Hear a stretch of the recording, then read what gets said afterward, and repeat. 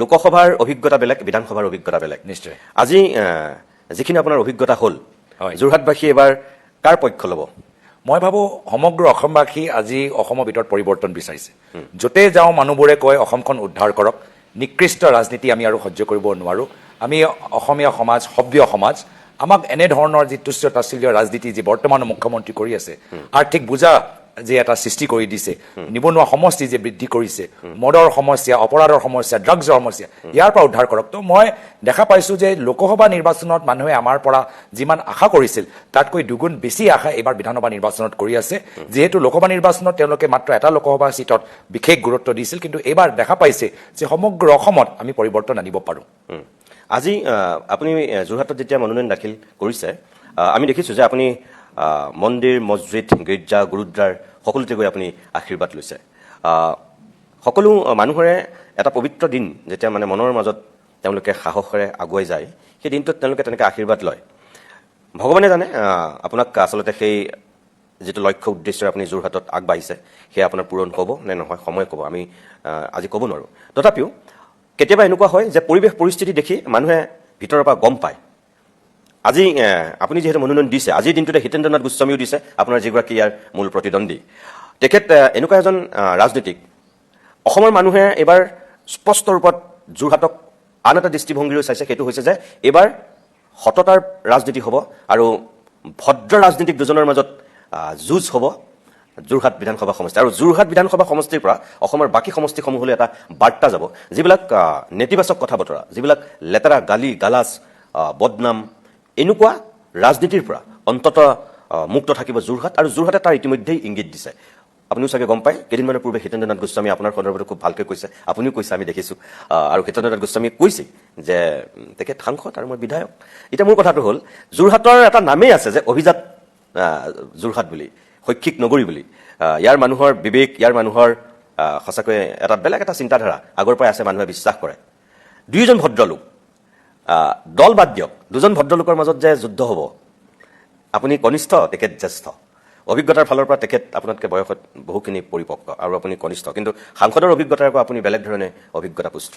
এই বিবেকবান মানুহে এতিয়া দুই নাও দুই ভৰি হৈছে নেকি বাৰু যোৰহাটত, যে কাৰ পক্ষ ল'ম? নাই, সময়ে ক'ব। কিন্তু যোৰহাট সমষ্টিৰ ভিতৰত সমষ্টি পুনৰ নিৰ্ধাৰণো হৈছে, আৰু যোৰহাটৰ নক্সা আগৰ দৰে নহয়। বহুত কিছু সংখ্যক যোৰহাট এতিয়া তিতাবৰত সোমাই গৈছে, কিছু সংখ্যক যোৰহাট এতিয়া টিয়কত সোমাই গৈছে, কিছু সংখ্যক টিয়ক এতিয়া যোৰহাটত সোমাই গৈছে, কিছু সংখ্যক মৰিয়ানী এতিয়া যোৰহাটৰ ভিতৰত বিধানসভা সমষ্টিৰ ভিতৰত সোমাই গৈছে। আৰু এয়া কথা মাত্ৰ যোৰহাটলৈকে সীমিত নহয়, অসমৰ বিভিন্ন সমষ্টিত আপোনালোকে যদি টিয়কৰ খবৰ লয়, আপোনালোকে আজি তাৰিখত আমগুৰিও যেনেকুৱা এটা সমষ্টি বিলুপ্তি হৈ গ'ল। তো সেইকাৰণে এইবাৰ বিধানসভা নিৰ্বাচনত মানুহবোৰে এয়া এটা দেখিছে যে কেনেদৰে সমষ্টি পুনৰ নিৰ্ধাৰণৰ পিছত যি এটা অংকৰ এটা সমষ্টিৰ লগত আছিল, বা এটা ৰাজনৈতিক চেতনা এটা সমষ্টিৰ লগত আছিল, যে জনগাঁথনি কেনেদৰে হ'ব, সেই সমষ্টিৰ চিন্তাধাৰা কেনেদৰে হ'ব, কিছু বিশেষ সমাজৰ বৰ্গই তেওঁলোকৰ অৰিহণা বেছি থাকে, ৰাজনৈতিক প্ৰভাৱ বেছি থাকে, কিন্তু সমষ্টি পুনৰ নিৰ্ধাৰণৰ পিছত গোটেইখিনি সাল সলনি হৈ গৈছে। তো মই ভাবোঁ মাত্ৰ যোৰহাটৰ কাৰণে নহয়, সমগ্ৰ অসমৰ কাৰণে এইবাৰ এটা পৃথক নিৰ্বাচন হ'বলগীয়া গৈ আছে। আৰু বহুতখিনি সন্দৰ্ভত আপোনালোকে দেখা পাব যেতিয়া ৰিজাল্ট আহিব, যেনেদৰে আমি আগৰ নিৰ্বাচনৰ যি ৰিজাল্টৰ পেটাৰ্ণ আমি চাই আছিলোঁ, আগতে কেনেকুৱা হৈছিলে 16,000 ব্যৱধান বা 15,000 ব্যৱধান, এইবাৰ আপোনালোকে দেখা পাব যে একদম নতুন ধৰণৰ ৰিজাল্ট আমি দেখা পামগৈ। বাকী হিতেন্দ্ৰ নাথ দেৱ গোস্বামী ডাঙৰীয়া, তেওঁ আমাৰ আগৰ বিধানসভাৰ অধ্যক্ষ আছিল, অধ্যক্ষ হিচাপে গোটেই বিধানসভাৰ নীতি নিয়ম তেওঁ খুব ভালদৰে জানে, যোৰহাটৰ লগত বহু দিনৰ সম্পৰ্ক, আৰু তেখেতক সদায় মই ব্যক্তিগতভাৱে লগ পাই ভালে পাওঁ। মোক মনত পৰে যে এবাৰ আমি দুয়োজন গৈ আছিলোঁ হাইৱে, আৰু তেওঁ অলপ আগত গৈ তেওঁৰ গাড়ীখন মানে হাইৱেৰ পৰা পৰি গ'লছিল, দেৰগাঁও ওচৰত। তেতিয়া মই নিজে মানে পিছত আহি নিজৰ গাড়ীখন ৰখাই তেখেতক খবৰ ল'বলৈ গৈছিলোঁ। তেওঁ হাইৱেখন কাষতে থকা এটা ধাবাত তেওঁ অলপ জিৰাবলৈ চেষ্টা কৰিছিল। সেই সময়ত তেখেতৰ পৰিবাৰ বৌ আছিল। মই দুজনকে মানে খবৰ ল'বলৈ চেষ্টা কৰিলোঁ, দেখিলোঁ যে যদিও অধ্যক্ষ তেওঁ সেই সময়ত আছিল, মই ভাবোঁ, কিন্তু কিমান সহজ সৰল তেওঁ আছিলে, আৰু কিমান সুন্দৰকৈ, যদিও তেওঁ ইতিমধ্যে তেখেতৰ গাড়ীৰ লগত এটা বৃহত্তৰ এক্সিডেণ্ট হ'ল, কিন্তু তথাপিও তেওঁ লৰচৰ হোৱা নাই, খুব আপোনাৰ কোৱাৰ দৰে জ্যেষ্ঠ দৰে মোক সম্বোধন কৰিলে। তো সেইকাৰণে তেতিয়াৰ পৰা তেওঁ যে ইমান মানে অস্থিৰতাৰ মাজতো ইমান তেওঁ শান্ত শিষ্ট আছিলে, মই যথেষ্ট ভাল পালোঁ। আৰু সেইদিনাও তেখেতৰ সুৰা আৰোগ্যৰ কামনা কৰিলোঁ, আৰু সদায় আশা কৰোঁ যে তেওঁ ৰাজনৈতিকভাৱে সক্ৰিয় হৈ থাকক যোৰহাটৰ, যেনেদৰে নিৰ্বাচিত হ'লেও বা পৰৱৰ্তী দিনত মোৰ ভাগ্য ভাল যদি পৰাজিত হ'লোঁ তেওঁ যোৰহাটৰ মানুহৰ মাজত থাকি যেনেদৰে সমাজক সেৱা কৰি যাওক মই কামনা কৰোঁ আৰু এটা কথা মই একেটা সময়তে সুধোঁ আপোনাক যে আজি আপোনালোকৰ নমিনেশ্যন হৈ থকাৰ সময়তে মই আহি পাইছিলোহি যোৰহাটত উপস্থিত হৈছোঁ তেতিয়া আপুনি ওলাই অহাৰ পিছতেই হিতেন্দ্ৰনাথ গোস্বামী ডাঙৰীয়া সোমাইছে কিছু কিছু মানুহৰ লগত কথা পাতি মোৰ অনুভৱ হ'ল বহু লোকে কৈছে যে আমি হিতেন্দ্ৰনাথ গোস্বামী বুলি নহয় আমি বিজেপিক ভোট দিম আৰু একাংশই কৈছে ইয়াত কংগ্ৰেছ বিজেপি বুলি নহয় আমি গৌৰৱ গগৈক ভোট দিম তাৰমানে মানুহৰ বক্তব্যটো এনেকুৱা আছিল কংগ্ৰেছক ভোট নিদিয়ে গৌৰৱ গগৈক ভোট দিব হিতেন্দ্ৰনাথ গোস্বামীক ভোট নিদিয়ে বিজেপিক ভোট দিব তাৰমানে হিতেন্দ্ৰনাথ গোস্বামী ডাঙৰীয়াৰ ক্ষেত্ৰত হয়তো তেওঁ দীৰ্ঘ সময় তেওঁ ইয়াৰ বিধায়ক হৈ থকাৰ কাৰণেই চাগে একাংশ মানুহে ক'ৰবাত তেখেতৰ প্ৰতি দুই এটা কামত চাগে ক'ৰবাত অসন্তুষ্ট হ'ব পাৰে নাজানো তেওঁলোকৰ যিখিনি মোৰ কথা পাতি লাগিলে গতিকে সেইটো হৈছে প্ৰতিষ্ঠান বিৰোধী ঢৌ এটা থাকেই সাধাৰণতে মানুহৰ কিন্তু আপোনাৰ ক্ষেত্ৰত আকৌ কৈছে যে আমি কংগ্ৰেছক নহয় আমি গৌৰৱ গগৈক ভোট দিম এইটোৱে কি সূচাইছে তাৰমানে চাওক যিসকল আমাৰ অসমৰ ৰাইজ যি বছৰৰ ধৰি কংগ্ৰেছক ভোট দি আহিছে যোৱা নিৰ্বাচনতো আমাৰ ভোট শ্বেয়াৰ যথেষ্ট আছিলে প্ৰায় 30% আমাৰ ভোট শ্বেয়াৰ আছিল তো কংগ্ৰেছৰ এতিয়াও ভোট শ্বেয়াৰ ইণ্টেক্ট হৈ আছে 31% আমাৰ ভোট শ্বেয়াৰ আছে তো যিসকল কংগ্ৰেছক ভোট দি আহি আছে ইমান দিনৰ পৰা তেওঁলোকে কংগ্ৰেছক ভোট দিবই কিন্তু মই ভাবোঁ যিসকলৰ লগত আপুনি আলোচনা কৰিলে হ'ব পাৰে তেওঁ সাধাৰণতে কংগ্ৰেছক ভোট নিদিয়ে হ'ব পাৰে তেওঁ খুব সম্ভৱ অগপক ভোট দিয়ে বা বিজেপিক ভোট দিয়ে এইবাৰ সকলোৱে অগপ অৱস্থাত দেখিছেই অগপৰ দলটোক হিমন্ত বিশ্ব শৰ্মা ডাঙৰীয়া গিলি পেলালে ধ্বংস কৰিলে আৰু অসমৰ অগপ দলৰ চৰিত্ৰ এতিয়া নাইকিয়া কৰি পেলালে আৰু যেতিয়া অগপ দলত কৰিমুদ্দিন বৰভূঞাৰ UDFৰ দুজন বিধায়ক যেতিয়া অগপৰ দলত সোমাই আছে আৰু সেই কৰিমুদ্দিন বৰভূঞা সোণাই বিধায়ক হিমন্ত বিশ্ব শৰ্মা ডাঙৰীয়াৰ লগত কিমান ঘনিষ্ঠ সকলোৱে জানে তো মই ভাবোঁ যথেষ্ট অগপ দলৰ সমৰ্থকসকল ক্ষোভিত যেতিয়া তেওঁলোকৰ দেৰগাঁও তেওঁলোকৰ বিধায়ক এগৰাকী আছিল ভৱেন বৰালী ডাঙৰীয়া আজি ভৱেন বৰালী ডাঙৰীয়াক আজি তেওঁ অগপ দেৰগাঁৱত ইমান বছৰ ধৰি তেওঁলোকৰ ভোট বেছ আছিলে লাহে লাহে নাইকিয়া হৈ গ'ল একেৰাহে সৰু পথাৰত এটা সময়ত অগপ বিধায়ক বিনোদ গোলাদেৱ আছিল তাতো এতিয়া অগপ নাইকিয়া হৈ গ'ল তো বহুত অগপ দলৰ সমৰ্থকসকলে দেখা পাইছে যে হিমন্ত বিশ্ব শৰ্মা ডাঙৰীয়া দিনত অগপ দলৰ গোটেই ৰিম'ট কণ্ট্ৰল তেওঁলোকৰ হাতত আছে অগপ দলটো নাইকিয়া হৈ গৈছে আৰু সেইকাৰণে যদিও তেওঁলোকে সাধাৰণতে কংগ্ৰেছক ভোট নিদিয়ে এবাৰ কিবা ব্যক্তিগত কাৰণৰ বাবে এবাৰ আমাক হাতচিনৰ মতে ভোট দিব আৰু কিছু সংখ্যক বিজেপি দলো যথেষ্ট ক্ষোভিত তেওঁলোকে দেখিছে যে যি বিজেপি দলৰ ভিতৰত প্ৰথমবাৰ বাবে হিমন্ত বিশ্ব শৰ্মা ডাঙৰীয়া প্ৰাক্তন সভাপতি সিদ্ধাৰ্থ ভট্টাচাৰ্য দেৱৰ ভৰি চুই আঁঠু কাঢ়ি বিজেপি দলক যোগদান কৰিলে আজি সেই সিদ্ধাৰ্থ ভট্টাচাৰ্য দেৱৰ টিকেট কাটি পেলালে আজি ৰমেন ডেকা ডাঙৰীয়া আজি অসমৰ ৰাজনীতিত সক্ৰিয় ভূমিকা গ্ৰহণ কৰিব পৰা নাই আজি ৰাজেন গোহাঁই ডাঙৰীয়া আজি বিজেপি দলৰ ভিতৰত যেতিয়া আছিলে সন্মানজনক এটা স্থিতি তেওঁলোকৰ নাছিল আজি আমাৰ বিজয় চক্ৰৱৰ্তী বাইদেউৰ আজি তেওঁৰ পৰিয়ালৰ য'ত তেওঁলোকে বাস্তৱভাৱে প্ৰতিদ্বন্দ্বিতা কৰিবলৈ বিচাৰিছিল সেই সুবিধাটো তেওঁলোকে পোৱা নাই তো বহুত বিজেপি দল আজি নিজকে তেওঁলোকে চিনি পোৱা নাই নিজৰ দলটোকে চিনি পোৱা নাই নিজৰ বাজপেয়ী ভৱনটোকে চিনি পোৱা নাই গোটেই বাজপেয়ী ভৱন এতিয়া হিমন্ত বিশ্ব শৰ্মা ডাঙৰীয়া নেতৃত্বাধীন পুৰণি কংগ্ৰেছৰ দাগ লগা থকা কংগ্ৰেছে দখল কৰি ৰাখি থৈছে যাৰ ফলত এছাম বিজেপিয়ে ভাবে যে এই বিজেপিক আমি ৰেকগনাইজ নকৰোঁ আমি চিনি নাপাওঁ এয়া এইটো বেলেগ ধৰণৰ এইটো বিজেপি নহয় এইটো হ'ল হিমন্তৰ নেতৃত্বত পুৰণি কংগ্ৰেছ আৰু সেয়া হৈছে আজিৰ তাৰিখত মানুহৰ বিশ্লেষণ যে নিৰ্বাচন এতিয়া কংগ্ৰেছ বনাম বিজেপি হৈ থকা নাই নিৰ্বাচন এতিয়া হিমন্ত নেতৃত্বাধীন কংগ্ৰেছ বনাম প্ৰয়াত তৰুণ গগৈদেৱৰ আদৰ্শ পালন কৰা কংগ্ৰেছৰ মাজত হৈ গৈছে তো সেইকাৰণে মই ভাবোঁ এইখিনি ক্ষোভিত মানুহবোৰ সাধাৰণতে কংগ্ৰেছক ভোট নিদিয়ে কিন্তু এইবাৰ বিকল্প হিচাপে হাতচিনৰ ওপৰত ভোট দি আমাক আশীৰ্বাদ প্ৰদান কৰিছে মই অকণমান এতিয়া যোৰহাটৰ পৰা বাহিৰলৈ ওলাই যাম আপুনি যিহেতু প্ৰদেশ কংগ্ৰেছৰ সভাপতি আৰু আপুনি কংগ্ৰেছৰ বা বিশেষকৈ বিৰোধী ঐক্যৰ আপুনি মুখ্যমন্ত্ৰীৰো প্ৰাৰ্থী হিমন্ত বিশ্ব শৰ্মাৰ যিটো ৰাজনীতি আমি সকলোৱে দেখিছোঁ তেওঁ কিমান মানে এই ক্ষেত্ৰত পাকৈত ৰাজ্যৰ ৰাজনীতিত তেওঁ এটা দীঘলীয়া সময় থকাৰ কাৰণে তেওঁ গোটেই নখ দৰ্পণত গোটেইবিলাক সমষ্টি আপোনাৰ ক্ষেত্ৰত আমি এতিয়া মন কৰিছোঁ যে একদম নিৰ্বাচনৰ প্ৰাক্ষণতো ভূপেন বৰাৰ নিচিনা প্ৰদ্যুৎ বৰদলৈৰ নিচিনা মানুহে আপোনাক এৰি থৈ পেলাই বিজেপিত যোগদান কৰিছে আৰু তেওঁলোক যোগদান কৰাই নহয় তেওঁলোক প্ৰাৰ্থী হৈছে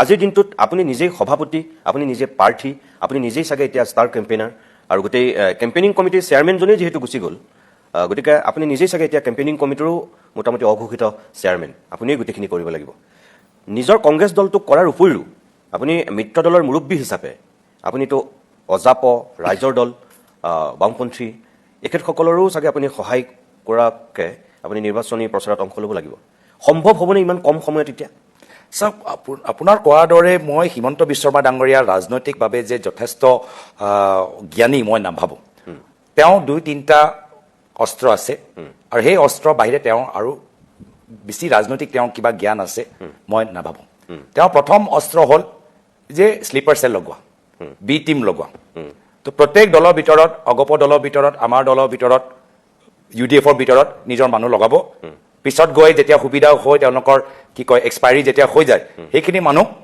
বিজেপিলৈ লৈ আনিব বা অগপ দললৈ লৈ যাব এইটো ইয়াত নতুন কথা কি মই নিজৰ 2 বছৰ আগৰ নিৰ্বাচনত লোকসভা নিৰ্বাচনত একে কথা দেখিলোঁ যে মোৰ লগত যি সোঁহাত বাওঁহাত যি দৰে ঘূৰি আছিল তেখেতক হিমন্ত বিশ্ব শৰ্মা ডাঙৰীয়া বিজেপি দলক যোগদান কৰালে নতিজা কি হ'ল নতিজা আমি প্ৰায় 1.5 লাখ ব্যৱধানত কংগ্ৰেছ দল যোৰহাটৰ ভিতৰত জয়লাভ হ'ল এতিয়াও একে অস্ত্ৰ নতুন একো নাই এতিয়া তেওঁ প্ৰদ্যুৎ বৰদলৈ ডাঙৰীয়া আৰু ভূপেন বৰা ডাঙৰীয়াক তেওঁলোকে লৈ গৈছে এইটো হ'ল এটা অস্ত্ৰ ইয়াৰ মই নাভাবোঁ মই ৰঙানদী সিদিনা গৈ আহিলোঁ লখিমপুৰ জিলা গৈ আহিলোঁ মোক কংগ্ৰেছ দলটো দুৰ্বল হোৱা নাই আমাৰ কংগ্ৰেছ দল লখিমপুৰ জিলাত আৰু শক্তিশালী হ'ল আমি সময় সুবিধা লৈ জয়ন্ত খান ডাঙৰীয়াৰ ৰঙানদীত আমাক যোগ কৰাৰ পিছত ৰাম নাৰায়ণ ভূঞা আজি তাতে বিপুৰীয়াত আছে নাওবৈচা ডক্টৰ জয়প্ৰকাশ দাস আছে লখিমপুৰৰ গণবুঢ়াগোহাঁই ডাঙৰীয়া আছে সময় সুবিধা লৈ কংগ্ৰেছ দল আজি লখিমপুৰ জিলাত আগতকৈ আৰু বেছি শক্তিশালী এতিয়া আপোনাৰ প্ৰদ্যুৎ বৰদলৈ ডাঙৰীয়া কৈছে প্ৰদ্যুৎ বৰদলৈ ডাঙৰীয়া তাত গ'ল কিন্তু যিদৰে আজি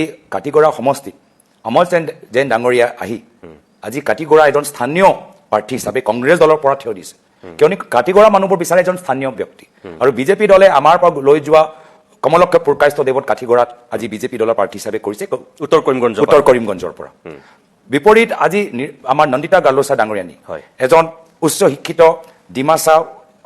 ডিমা হাছাওৰ এগৰাকী মন্ত্ৰী এগৰাকী নেত্ৰী মাত্ৰ হিমন্ত বিশ্ব শৰ্মা ডাঙৰীয়া ডিমা হাছাওত যে তেওঁলোকৰ ভূমি লৈ যে নীতি কৰি আছে কিনা বেচা যে নীতিবোৰ কৰিছে তাৰ বিৰুদ্ধে মাত মাতাৰ কাৰণে আজি তেওঁ টিকেটৰ পৰা বঞ্চিত হ'ল তেনেদৰে এজন সাহসী নেত্ৰীক আজি আমি ইয়াত লৈছোঁ আমি আৰু মই ভাবোঁ হ'বলৈ হৈছোঁ তো হিমন্ত বিশ্ব শৰ্মা ডাঙৰীয়াৰ দ্বিতীয় অস্ত্ৰ কি নিজৰ লগত নিজৰ দৰে মানুহবোৰ একত্ৰিত কৰা নিজৰ দৰে মানে দিছপুৰত হিমন্ত বিশ্ব শৰ্মা ডাঙৰীয়া ডিফুত তুলিৰাম ৰংহাং ডাঙৰীয়া বাৰাকত কৌশিক ৰায় ডাঙৰীয়া উত্তৰ অসমত অশোক সিংহল ডাঙৰীয়া নামনি অসমত জয়ন্ত মল্ল বৰুৱা ডাঙৰীয়া মধ্য অসমত পীযুষ হাজৰিকা ডাঙৰীয়া উত্তৰ অসমত মানৱ ডেকা ডাঙৰীয়া এনেদৰে মানুহবোৰ তেওঁলোকে একত্ৰিত কৰি এটা গেং এটা কাৰ্টেল বনায় এটা চিণ্ডিকেট বনায় অসমৰ ৰাইজে আজি এই কাৰ্টেলৰ বিৰুদ্ধে অসমৰ ৰাইজে এই ৰাজনৈতিক পলিটিকেল চিণ্ডিকেটৰ বিৰুদ্ধে তো ইয়াত তেওঁলোকৰ নিজকে তেওঁলোকে ক্ষতি কৰি আছে আৰু আজিৰ তাৰিখত বিজেপি দলটোক তেওঁ যিদৰে দুৰ্বল কৰি গৈছে এই নতুন কংগ্ৰেছৰ পৰা লৈ বিজেপি দলটোক ভিতৰত সোমাই তেওঁ বিজেপি দলৰ দুৰ্বল কৰি গৈছে আৰু যদি প্ৰশাসনিকভাৱে চাওঁ আজি কি তেওঁ এচিভমেণ্ট আজি আৰ্থিক আমাৰ ঋণ আমি প্ৰায় 2 লাখ কোটি টকা ঘৰত এজন ল'ৰা জন্ম বা ছোৱালী জন্ম হ'লে 50 টকাৰ বোজা শিক্ষা আৰু চিকিৎসাৰ ক্ষেত্ৰত মানৱ 50,000 বোজা শিক্ষা আৰু চিকিৎসাৰ ক্ষেত্ৰত আজি ভাৰতৰ নিম্ন 5টা ৰাজ্যৰ ভিতৰত অসমৰ তালিকা মদৰ সমস্যা বৃদ্ধি ড্ৰাগছৰ সমস্যা বৃদ্ধি মহিলা প্ৰতি অপৰাধ বৃদ্ধি ক'ত তেওঁ দক্ষতা মই প্ৰমাণটো মই দেখা পোৱা নাই নৱপ্ৰজন্মৰ যুৱকসকল আজি জল জীৱন আঁচনি লোৱা এটা সংকল্প বা এটা সপোন দেখিছে যে আমিও চৰকাৰী ঠিকাত সোমাই নিজৰ ঘৰৰ উপাৰ্জন সৃষ্টি কৰিম এই আঁচনিটো চলাব নোৱাৰিলে এই আঁচনি যিদিনা নিজৰ ঘনিষ্ঠ মন্ত্ৰী জয়ন্ত মল্ল বৰুৱা ডাঙৰীয়াক বহাই দিলে হাজাৰ হাজাৰ যুৱকসকলৰ বিল সেইদিনা পেণ্ডিং হৈ গ'ল আৰু বহুতৰ ঘৰ আজি তাৰিখত চলিব হৈ থকা নাই চৰকাৰী বিষয়াসকলক তেওঁ ইমান বেয়াকৈ তেওঁ ব্যৱহাৰ কৰে তেওঁলোকৰ মনোবল নাই আৰক্ষীৰ পৰা ডক্টৰ লৈ প্ৰশাসনৰ একদম মানে উচ্চ স্তৰৰ অফিচৰ পৰা তলৰলৈকে আজি সকলোৱে কয় যে আজি তাৰিখত প্ৰশাসনৰ কাৰ্যালয়ৰ ভিতৰত চাৰ্কেল অফিচৰ ভিতৰত এটা কমিশ্যন লোৱা এটা বৃদ্ধি পাইছে ওপৰৰ পৰা হেঁচা আহিছে তো তেওঁ না প্ৰশাসনিকভাৱে দক্ষ না তেওঁ ধন বল বাহুবল বাহিৰে কিবা এটা তেওঁৰ ৰাজনৈতিক কিবা চিন্তাধাৰা অসমলৈ কিবা বহল চিন্তাধাৰা আছে তো মই প্ৰথমতে আপোনাৰ প্ৰশ্নত যে তেওঁ আপুনি যি ৰাজনৈতিক পুৰস্কাৰ দিলে মই পুৰস্কাৰ দিবলৈ বিচৰা নাই যিদিনা তেওঁৰ পৰা আপুনি পইচা আঁতৰাই দিয়ে আৰু যিদিনা তেওঁৰ পৰা ক্ষমতাৰ তাজ তেওঁৰ পৰা আঁতৰাই দিয়ে বিৰোধী দলৰ ৰাজনীতি কৰি চাওকচোন গৌৰৱ গগৈ আপুনি যিটো কথা কৈছে মই যদি মই এক লাষ্টত কওঁ তেওঁ ৰাজনৈতিকভাৱে ইমানে পৰিপক্ক বিৰোধী ৰাজনীতি কৰি মই চাওকচোন কিমান তেওঁ পৰিপক্ক মই চাওঁ য'তে শাসন তাতে বাগৰিব সেইটো কি ৰাজনৈতিক তেওঁ নৈতিকতা থাকিল বা সাহস থাকিল বিজেপি এৰিব যদি বিজেপি কাইলৈ গৈ চৰকাৰৰ পৰা গুচি যায় তো কি পৰিপক্ক যদি এনেকৈ পলাই থাকে এইটোতো পৰিপক্কতা নহয় সেইটো নৈতিকতা নহয় এইটো সাহস নহয় এইটো শক্তি নহয় এইটো এটা দুৰ্বলতা মই পুৰস্কাৰ নিদিওঁ পিছত আপুনি যিখিনি কথা ক'লে হয় যথেষ্ট দায়িত্ব আমাক দিয়া গৈছে মই দলৰ নেতৃত্বৰ প্ৰতি কৃতজ্ঞ আৰু ইতিমধ্যে দলৰ নেতৃত্বই যথেষ্ট আমাক সমৰ্থন জ্ঞাপন কৰিছে কেণ্ডিডেট বাছি দিয়া ক্ষেত্ৰৰ পৰা আমাৰ নিৰ্বাচনী ইস্তিহাৰৰ ক্ষেত্ৰত আৰু ৰাইজ যিদৰে ওলাই আহিছে, আমি ৰাজনীতিবিদ, আমি ৰাইজৰ মাজত থাকোঁ, ৰাইজৰ পৰা আমি সাহস পাওঁ, ৰাইজৰ পৰা শক্তি পাওঁ। হিমন্ত বিশ্ব শৰ্মা ডাঙৰীয়া আমাক দুৰ্বল কৰিব নোৱাৰে, বিজেপি আমাক দুৰ্বল কৰিব নোৱাৰে, কিন্তু ৰাইজৰ বিশ্বাস আমাৰ ওপৰত যদি কমি যায় তেতিয়া আমি দুৰ্বল হয়। আজিৰ তাৰিখত ৰাইজৰ বিশ্বাস আমাৰ ওপৰত কমি যোৱা নাই, ৰাইজৰ আশা, বিশ্বাস, মৰম বৃদ্ধি পাইছে। সেইকাৰণে এই গোটেইখিনি ঘটনাক্ৰম পিছতো কংগ্ৰেছ দল আৰু সবল হৈছে। ঠিক আছে বাৰু, ধন্যবাদ। প্ৰিয় দৰ্শক, আমি এনেকৈ গৌৰৱ গগৈ ডাঙৰীয়াৰ লগত আৰু কিছু কথা পাতিম।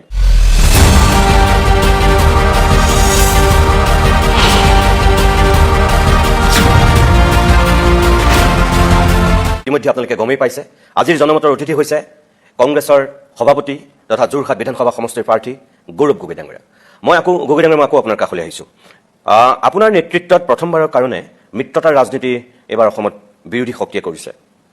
যোৱাবাৰৰ যিটো অভিজ্ঞতা, সকলোৱে কৈছিল যে উজনি অসমত বিশেষকৈ অজাপ ৰাইজৰ দলৰ লগত মিত্ৰতা নকৰাৰ কাৰণেই বিজেপিয়ে বহুখিনি আসন পাই গ'ল। কংগ্ৰেছ বহুত সমষ্টিত অজাপ আৰু ৰাইজৰ দলৰ কাৰণে হাৰি গ'ল, তেওঁলোকে ভোট কহাই দিলে। সেই ভুলৰ পুনৰাবৃত্তি নহ'বৰ কাৰণে এইবাৰ চাগে শেষ মুহূৰ্তত হ'লেও মিত্ৰতাটো কৰিলে।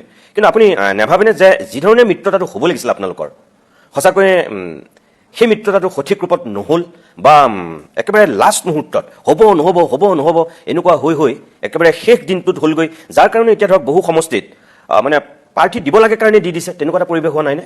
নীতিমণি দা, এইবাৰ বিৰোধী দলসমূহ যিদৰে একত্ৰিত হৈছে, মই নাভাবোঁ যে ইয়াৰ পূৰ্বে কেতিয়াও অসমৰ ভিতৰত কংগ্ৰেছ দল ইমান দলৰ লগত মিত্ৰতা কৰিবলৈ সক্ষম হৈছে। কেতিয়াবা BPF লগত কৰিছে বা বেলেগ দলৰ লগত কৰিছে, কিন্তু এতিয়া জাতীয় পৰিষদ, ৰাইজৰ দল, CPIM, CPIML দল, APHLC দল, বৃহত্তৰ এটা আমি মিত্ৰজোঁট আমি গঠন কৰিবলৈ সক্ষম হৈছোঁ। আৰু যেনেদৰে আমি ভাবিছিলোঁ আগতে যে 100টা আসনৰ ওপৰত কংগ্ৰেছ দল হ'ব, বাকীখিনি আসনৰ ওপৰত আমি বিৰোধী দল লগত লৈ আগবাঢ়ি যামগৈ, তেনেদৰেহে হৈছে। আৰু হয়, ইমান দলৰ লগত কথা পাতিবলৈ নিশ্চয় অলপ সময় লাগে, যিহেতু প্ৰত্যেক দলৰ ভিতৰত বহুতখিনি মানুহ প্ৰাৰ্থী হ'বলৈ বিচাৰে, তেওঁলোকে টিকেটটো বা ছিটটো এৰি দিবলৈ নিবিচাৰে। আমাৰ দলৰ ভিতৰতো একেই অৱস্থা। কিন্তু শেষত গৈ যিদৰে আমি ওলাই আহিলোঁ, মই ভাবিছোঁ শক্তিশালী এটা বাৰ্তা অসমৰ জনসাধাৰণৰ ওচৰত গৈছে। অসমৰ জনসাধাৰণ, নাগৰিক সমাজ, বিভিন্ন আমাৰ শুভচিন্তকসকল আমাৰ সকলোৰ ওপৰত যথেষ্ট হেঁচাও দিছে, মই ক'ব লাগিব। বহুত মোক ফোন আহিছিল যে আপোনালোকে কৰিব লাগিব, বৃহত্তৰ ছাত্ৰত কৰিব লাগিব। তো যদিও আমাৰ দলৰ এছামে ক'ব যে কৰিব নালাগে, বহুতখিনিও কৈছে যে কৰাটো ভাল। আৰু এইটো এটা পৰিৱেশত মই সকলোকে ধন্যবাদ, কৃতজ্ঞতা জ্ঞাপন কৰিছোঁ। সেইটোক লৈ হলঠাকত পৰিছিলে নেকি? মই প্ৰত্যেক কংগ্ৰেছৰ ফালৰ পৰা মই দুটাই বাৰ্তা, আৰু আমি সকলোৱে, মই অখিল গগৈ ডাঙৰীয়াৰ লগতো মই কথাখিনি পাতি আছিলোঁ, যিহেতু তেওঁলোকৰ লগত কথাবোৰ প্ৰায় শেষত গৈ আমি ৰিজল্ভ কৰিবলৈ সক্ষম। আৰু তেওঁলোকেও কৈছে কি হয়, এছাম তেওঁলোকে মানুহবোৰ যিহেতু ভাবিছিল যে টিকেটৰ প্ৰত্যাশী আছিল, তেওঁলোকে আগবাঢ়ি যাবলৈ বিচাৰিছিল, আৰু এছামে জানিছিল যে আমাৰ বিৰোধী দল যদি পৃথকভাৱে নিৰ্বাচন খেলে তেতিয়া সুবিধা বিজেপি দলে পাব। তো সেইকাৰণে মই শেষত গৈ সকলোকে মই ধন্যবাদেই জ্ঞাপন কৰিছোঁ। নাভাবিনে যে ৰাইজৰ দলৰ লগত একদম হ'ব নহ'ব এনেকুৱা হৈ মাজতে মই তাৰ বাবে ধন্যবাদ জ্ঞাপন কৰিছোঁ। মই কৃতজ্ঞ। মই লুৰিণজ্যোতি গগৈ ডাঙৰীয়া, অখিল গগৈ ডাঙৰীয়াৰ প্ৰতি, আমাৰ সুপ্ৰকাশ তালুকদাৰ ডাঙৰীয়াৰ প্ৰতি, বিবেক দাস ডাঙৰীয়াৰ প্ৰতি, জন ইংতি কাঠাৰ ডাঙৰীয়াৰ প্ৰতি শেষত গৈ মই কৃতজ্ঞ যে আমি আৰু নিজৰ দলৰ আমাৰ নেতৃত্ব আৰু সমৰ্থকসকলৰ আৰু দিল্লীত আমাৰ কেন্দ্ৰীয় নেতৃত্বৰ প্ৰতি আমি কৃতজ্ঞ যে আমি গোটেইবোৰ অসমৰ বৃহত্তৰ স্বাৰ্থত একগোট হ'লোঁ। নহ'লে বিজেপি দলৰ ভিতৰতো তেওঁলোকৰো আছে, তেওঁলোকে গণশক্তি, তেওঁলোকৰ ৰাভা কাউন্সিলৰ কিছু মানুহবোৰ ৰাভা জোঁটৰ লৈ তেওঁলোকে BPF লগতো তেওঁলোকে মিত্ৰতা কৰিছে। তো সেইকাৰণে তেখেতৰ লগত এইবাৰ মানে তেওঁলোকৰ এটা এলায়েন্স আৰু আমাৰ এটা এলায়েন্স। আপুনি মোক কোৱাৰ কাৰণে বেয়া নাপাব, তেওঁলোকৰ এলায়েন্সটো যিমান সুসংগঠিত ৰূপত হৈছে তাৰ তুলনাত আপুনি নাভাবেনে যে আপোনালোকৰ এলায়েন্সটো মানে হ'ব লাগে কাৰণেহে যেন হ'ল, ব্যাপক ৰূপত খেলি মেলি, মানে প্ৰথম অৱস্থাত আপোনালোক 3 গগৈ থিয় হ'ব, তাৰপিছত আপোনালোক 2 গগৈ একেলগ হ'ল, এজন বাহিৰত থাকি গ'ল, তাৰপিছত আকৌ হ'ব নহ'ব এনেকুৱাকৈ থাকি লাষ্টত একেবাৰে অখিল গগৈটো প্ৰাৰ্থী ঘোষণাই কৰি দিলে এফালৰ পৰা নহ'ব বুলি কৈ। তাৰপিছত একেবাৰে শেষ মুহূৰ্তত হৈছে। তাৰমানে আপুনি যদিও কৈছে যে আপুনি কৃতজ্ঞ বা হ'ল, আপুনি সেইটোতে সুখী, ভাল, তাৰমানে এনেকুৱা লাগিছে যেন বিৰোধী বিজেপি ইমান সুসংগঠিত ৰূপত তেওঁলোকে মিত্ৰতা কৰিছে, আপোনালোকে টানি আজুৰি যেনে তেনে ৰাইজৰ প্ৰেছাৰত বা কাৰোবাৰ হেঁচাত হ'ব লাগে কাৰণেহে যেন হৈ গ'ল, তেনেকুৱা এটা হোৱা নাইনে? তেওঁলোকৰ কেনেদৰে হৈছে আপোনালোকে নিশ্চয় দেখা পাইছে। অগপৰ দলৰ ভিতৰত আজি তেওঁলোকৰ স্থানীয় চিটিং MLA টিকেট কৰ্তন হৈ গ'ল। আজি শিৱসাগৰৰ ভিতৰত অগপ প্ৰাৰ্থী আছে আৰু বিজেপি দলৰ প্ৰাৰ্থী আছে। তেওঁলোকৰ একে য'ত প্ৰদীপ হাজৰিকা দেৱৰ দৰে এগৰাকী জ্যেষ্ঠ অসমৰ ৰাজনীতিবিদ আজি প্ৰাৰ্থী হৈছে, তেওঁলোকে যদি ইমান আপোনালোকৰ কোৱাৰ দৰে সুস্থ ৰণকৌশল তৈয়াৰ কৰিছে, তো এতিয়া প্ৰদীপ হাজৰিকা আৰু এতিয়া কুশল দেউৰী ডাঙৰীয়া যদি সঁচাকৈ তেওঁলোকৰ মিত্ৰ দলৰ লগত ইমান সুন্দৰ তেওঁলোকক ব্যৱহাৰ কৰিছে, তো আজি গোটেই অগপৰ দলৰ ভিতৰত আজি ইমান UDFৰ বিধায়ক তাত কি কৰি আছে? আজি UDFৰ আজি বাৰাকৰ 2গৰাকী বিধায়কে তাত কি কৰি আছে? আজিৰ তাৰিখত তেওঁলোকে এই UPPL এগৰাকী সাংসদক ৰাজ্যসভালৈ পঠালে আকৌ তেখেতৰ লগত মিত্ৰতা নকৰি তেওঁলোকে BPF লগত কৰি আছে সবৰ লগতো বিশ্বাসঘাত কৰি আছে অগপ দলটো আজি তেওঁলোকে নাইকিয়া কৰি দিলে পুৰণা বিজেপি তেওঁলোকে নাইকিয়া কৰি দিলে BPFক এটা সময়ত লৈছিল নাইকিয়া কৰিলে পিছত UPPLক ল'লে তাৰপিছত নাইকিয়া কৰিলে এতিয়া আকৌ BPF দলক লৈছে কিমান হট মনোভাৱ লৈ হিমন্ত বিশ্ব শৰ্মা ডাঙৰীয়া হাগ্ৰামা মহিলাই ডাঙৰীয়াৰ লগত চুক্তি কৰিছে আমি নাজানো নেকি তো সেইকাৰণে আজিৰ তাৰিখত মই ভাবোঁ যে ৰাইজৰ মাজত দেখা পাইছে যে হিমন্ত বিশ্ব শৰ্মা ডাঙৰীয়া বিজেপি অগপ সকলোকে তেওঁ গিলি পেলাইছে সকলোকে ধ্বংস কৰি দিছে কোনো বড়ো ট্ৰাইবেল পাৰ্টি হিমন্ত বিশ্ব শৰ্মা ডাঙৰীয়া বিশ্বাসত নলয় সকলোকে দুইজনকে হিমন্ত বিশ্ব শৰ্মা ডাঙৰীয়া মাত্ৰ ব্যৱহাৰ কৰিছে নিজৰ কিছু কৰ্পৰেট উদ্যোগপতিৰ লগত কিছু চুক্তি চহী কৰিবলৈ হ'লে তেওঁলোকৰ তুলনাত আজিৰ তাৰিখত আমাৰ বিভিন্ন দলৰ লগত আগতীয়াকৈ হ'লেও যদি জাতীয় পৰিষদ আৰু CPM দলৰ কথা কয় বা যদি অলপ পলমকৈ হ'লেও আজিৰ তাৰিখত মই ভাবোঁ খুব এটা ফিটিং খুব আমাৰ ভাল হৈছে সেইকাৰণে অলপ দিন আগতে মই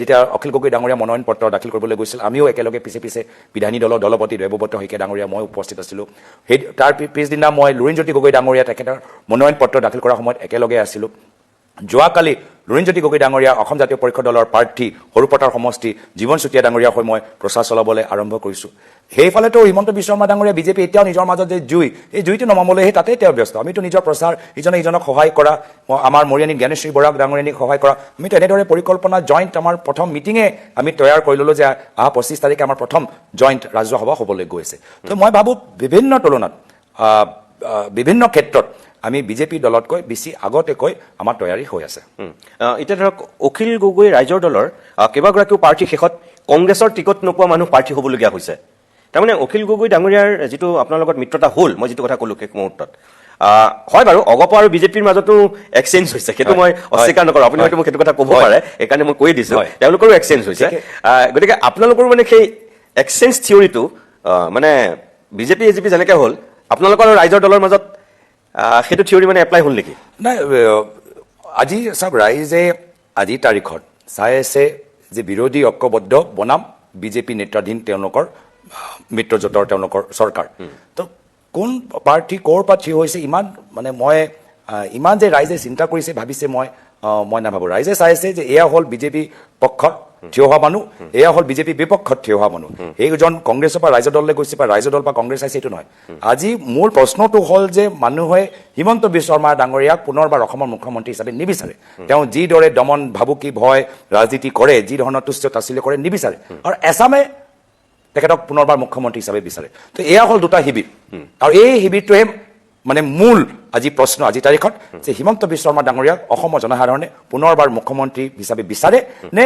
এটা বিকল্প নতুন অসমৰ জনসাধাৰণে বিচাৰে আৰু আমি নতুন অসমৰ পক্ষত আছোঁ আৰু এইসকল চিণ্ডিকেট কৰা মানুহ ৰাজনৈতিক পলিটিকেল চিণ্ডিকেট কৰা মানুহবোৰ একত্ৰিত তেখেতৰ লগত আছে এয়া হ'ল মূল কথা মোৰ মতে ঠিক আছে বাৰু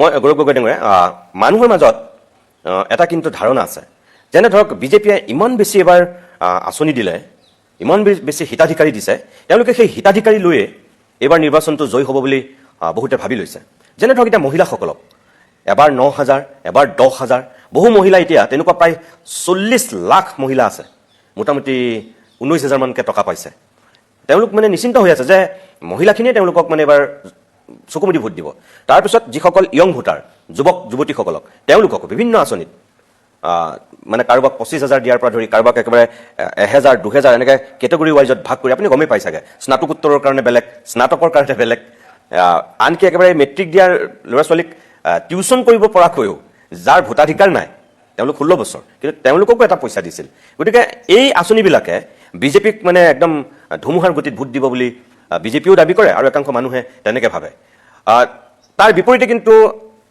কৰ্মচাৰী বা পেঞ্চনাৰ এনেকুৱা একাংশ মানুহৰ মনত এনেকুৱাও এটা শংকা আছে যে যিহেতু হিমন্ত বিশ্ব শৰ্মাই ঋণ লৈ চৰকাৰ চলাইছে যদি কংগ্ৰেছ আহে বা কোনোবা বেলেগ মুখ্যমন্ত্ৰী হয় তেওঁলোকে চৰকাৰ চলাব নোৱাৰিব নেকি ঋণত ককবকাই আধামৰা হ'ব নেকি বা দৰমহা দিব নোৱাৰিব নেকি পেঞ্চনো দিব নোৱাৰিব নেকি এনেকুৱা এটা কিন্তু মানুহৰ একাংশ কৰ্মচাৰী বা পেঞ্চনাৰৰ মাজতো এটা ধাৰণা আছে আপুনি গম পায় নে নাপায় মই নাজানো মই ব্যক্তিগতভাৱে বহু মানুহৰ লগত কথা পাতৰ কাৰণে গম পাওঁ আৰু গম পাই আপোনাক মই কৈছোঁ গতিকে আপুনি নাভাবেনে যদি চৰকাৰী কৰ্মচাৰী আপোনালোকক ভোট নিদিয়ে সেইটো ভয়ত পেঞ্চনাৰবিলাকেও যদি সেইটো ভয়ত আপোনালোকক ভোট নিদিয়ে, তাৰপিছত মহিলাসকলে এটা নিৰ্ণায়ক ভূমিকা লয়, য'ত গোটেই মহিলাক একদম কিনি ৰখা নিচিনাই হৈছে দিয়কচোন মোটামুটি, ইমান আঁচনি দিছে।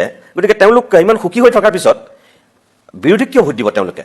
চাওক নিতুমণি দা, ময়ো বহুত সভাত লৈ গৈ মহিলাসকলৰ লগত মই কথাবোৰ পাতি আছোঁ, আৰু মহিলাসকলক মই প্ৰশ্ন কৰোঁ যে এই যে চৰকাৰী আঁচনি আপোনালোকক দিয়া যায়, তাৰ বাবে কিবা চৰ্তল আপোনাৰ ওপৰত লগাই নেকি? বাধ্যমূলক কিছুমান কাম কৰাই নেকি? সেই বাধ্যমূলক কামবোৰ নকৰিলে আপোনালোকে আঁচনিবোৰ পায়নে? তেওঁলোকে কয় নকয়। তেতিয়া মই বাধ্যমূলক কামৰ তালিকাবোৰ মই গাই যাওঁগৈ। চৰকাৰী আঁচনি পাবলৈ হ'লে এটা ৰাজনৈতিক দলৰ সভালৈ যাব লাগে নে নালাগে? তেওঁলোকে কয় হয় যাব লাগে। চৰকাৰী আঁচনি, টেক্সৰ আঁচনি সুবিধা পাবলৈ হ'লে এটা দলৰ কাৰ্যসূচীত অংশগ্ৰহণ কৰিব লাগে নে নালাগে? হয়, ক'ব লাগে। চৰকাৰী আঁচনি এটা সুবিধা ল'বলৈ গ'লে দেওবাৰে তেওঁলোকৰ দলৰ যিখিনি মন কী বাত আছে তাত তেওঁলোকে ৰেজিষ্টাৰৰ ওপৰত বহী ওপৰত চহী কৰিব লাগে নে নালাগে? কৰিব লাগে।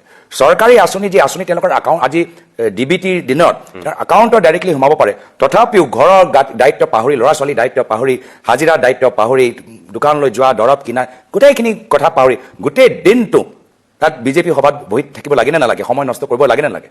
তেওঁলোকে কয় কৰিব লাগে। তো কি ধৰণৰটো চৰকাৰী আঁচনি হ'ল? আঁচনি কেনেধৰণে ৰূপায়ণ হৈছে? ইয়াৰ আগত কি মহিলাসকলক আঁচনি আমাৰ দিনত দিয়া নাছিল নেকি?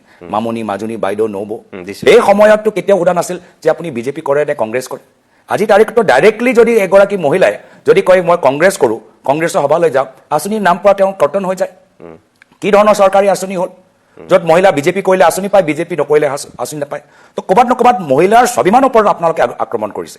মহিলা যে নিজৰ ৰাজনৈতিক চিন্তাধাৰা, নিজৰ স্বাধীনতা আছে তাৰ ওপৰত আপোনালোকে সাংবিধানিক অধিকাৰৰ ওপৰত আক্ৰমণ কৰিছে। এগৰাকী যোগ্য মহিলা মাত্ৰ নিজৰ ৰাজনৈতিক পৃথক এটা চিন্তাধাৰাৰ বাবে আজি চৰকাৰী আঁচনিৰ পৰা বঞ্চিত। মাত্ৰ চৰকাৰক সমালোচনা কৰা যি এগৰাকী নাগৰিকৰ মূল সাংবিধানিক অধিকাৰ, সেই অধিকাৰ ব্যৱহাৰৰ কাৰণে তেওঁলোকক আঁচনিৰ পৰা বঞ্চিত কৰা গৈছে। এইটো কি ধৰণৰ আঁচনি? এইটো আঁচনি নহয়, এইটো এটা পিঞ্জৰা। মুখ্যমন্ত্ৰী মহোদয়ে এই যোগেদি অসমৰ মহিলাসকলক এটা পিঞ্জৰাত বান্ধি ৰাখিছে, আৰু আমি এই পিঞ্জৰাটো ভাঙিবলৈ বিচাৰোঁ। আপুনি সেই পিঞ্জৰাত আবদ্ধ হৈ থকাখিনি কেনেকৈ ওলাই আহিব তেনেহ'লে? আমাৰ যেতিয়া আঁচনি দিম আমাৰ কোনো স্বাৰ্থ নাথাকে। আমাৰ যেতিয়া মহিলাসকলক মাহেকে আমি যেতিয়া আঁচনি দিম, কোনো দলৰ সভালৈ যাব নালাগে, কোনো দলৰ সদস্য হ'ব নালাগে, কোনো দলৰ কামবোৰ কৰিব নালাগে। আপোনালোকে যদি যোগ্য পায়েই থাকিব, আপোনালোকক কোনো প্ৰমাণ পত্ৰ নিবিচাৰোঁ যে আপোনাক কংগ্ৰেছ কৰে নকৰে, আপোনালোকৰ পৰা আমি এটেণ্ডেঞ্চ নিবিচাৰোঁ যে মাহত আপোনালোকে কিমানবাৰ এটা দলৰ সভালৈ আহি থাকিলে। যি আজি তাৰিখত বিজেপিয়ে তেখেতৰ লগত কৰি আছে, হিমন্ত বিশ্ব শৰ্মা ডাঙৰীয়াই তেখেতৰ লগত কৰি আছে, ক'ত মহিলা সন্মান কৰি আছে? অপমান কৰি আছে, অপমান কৰি আছে। মোৰ মতেতো আমি মহিলাসকলক আমি মুক্তি দিয়াবলৈ বিচাৰোঁ। আপোনালোকে নিজৰ কাম কৰি থাকক, ঘৰৰ কাম কৰি থাকক, হাজিৰা কাম কৰি থাকক, ল'ৰা ছোৱালী ডাঙৰ কৰক, পঢ়াওক, য'তে আছে তাতে থাকক, আপোনালোকে একাউণ্টত পইচা সোমাই যাব। এয়া হ'ল আমাৰ প্ৰতিশ্ৰুতি। দ্বিতীয় কথাটো হ'ল যে আপোনালোকে ক'লে যে চৰকাৰী পেঞ্চনসকলক, কৰ্মচাৰীসকলৰ আজি তেওঁলোকৰ মনৰ চিন্তা। চৰকাৰী কৰ্মচাৰীসকল আজি তেওঁলোকে কৈছে যে আমি সময়মতে দৰমহা নাপাওঁ। আজি কিমানবোৰ ঠিকাদাৰৰ আজি তেওঁলোকৰ বিলবোৰ পেণ্ডিং হৈ আছে। আজি কিমানবোৰ আপোনালোকৰ আণ্ডাৰগ্ৰাউণ্ড মিলিটেণ্ট গ্ৰুপবোৰ আছে বা আজি তাৰিখত প্ৰটক গ্ৰুপ আছে, এই প্ৰটক গ্ৰুপৰ যিখিনি চাৰেণ্ডাৰ্ড গ্ৰুপ, তেওঁলোকৰ কেন্দ্ৰ চৰকাৰৰ পৰা যি আৰ্থিক অনুদান আহিছে সেইটো আজি মুখ্যমন্ত্ৰীয়ে ডাইভাৰ্ট কৰি দিছে। তেওঁ ঋণৰ বোজা ইমান লৈ লৈছে অসমৰ চৰকাৰৰ ওপৰত যে পইচাটো লৈ পইচা য'ত অন্যান্য ক্ষেত্ৰত লগাব লাগে, দৰমহা ক্ষেত্ৰত লগাব লাগে, সেই পইচাটো তেওঁ বেলেগ ঠাইত ডাইভাৰ্ট কৰি দিয়ে। তো আজি আমাৰ বিভিন্ন ঠাইত আজি প্ৰশাসনত ভালদৰে এজন মুখ্যমন্ত্ৰী চলাব পৰা নাই।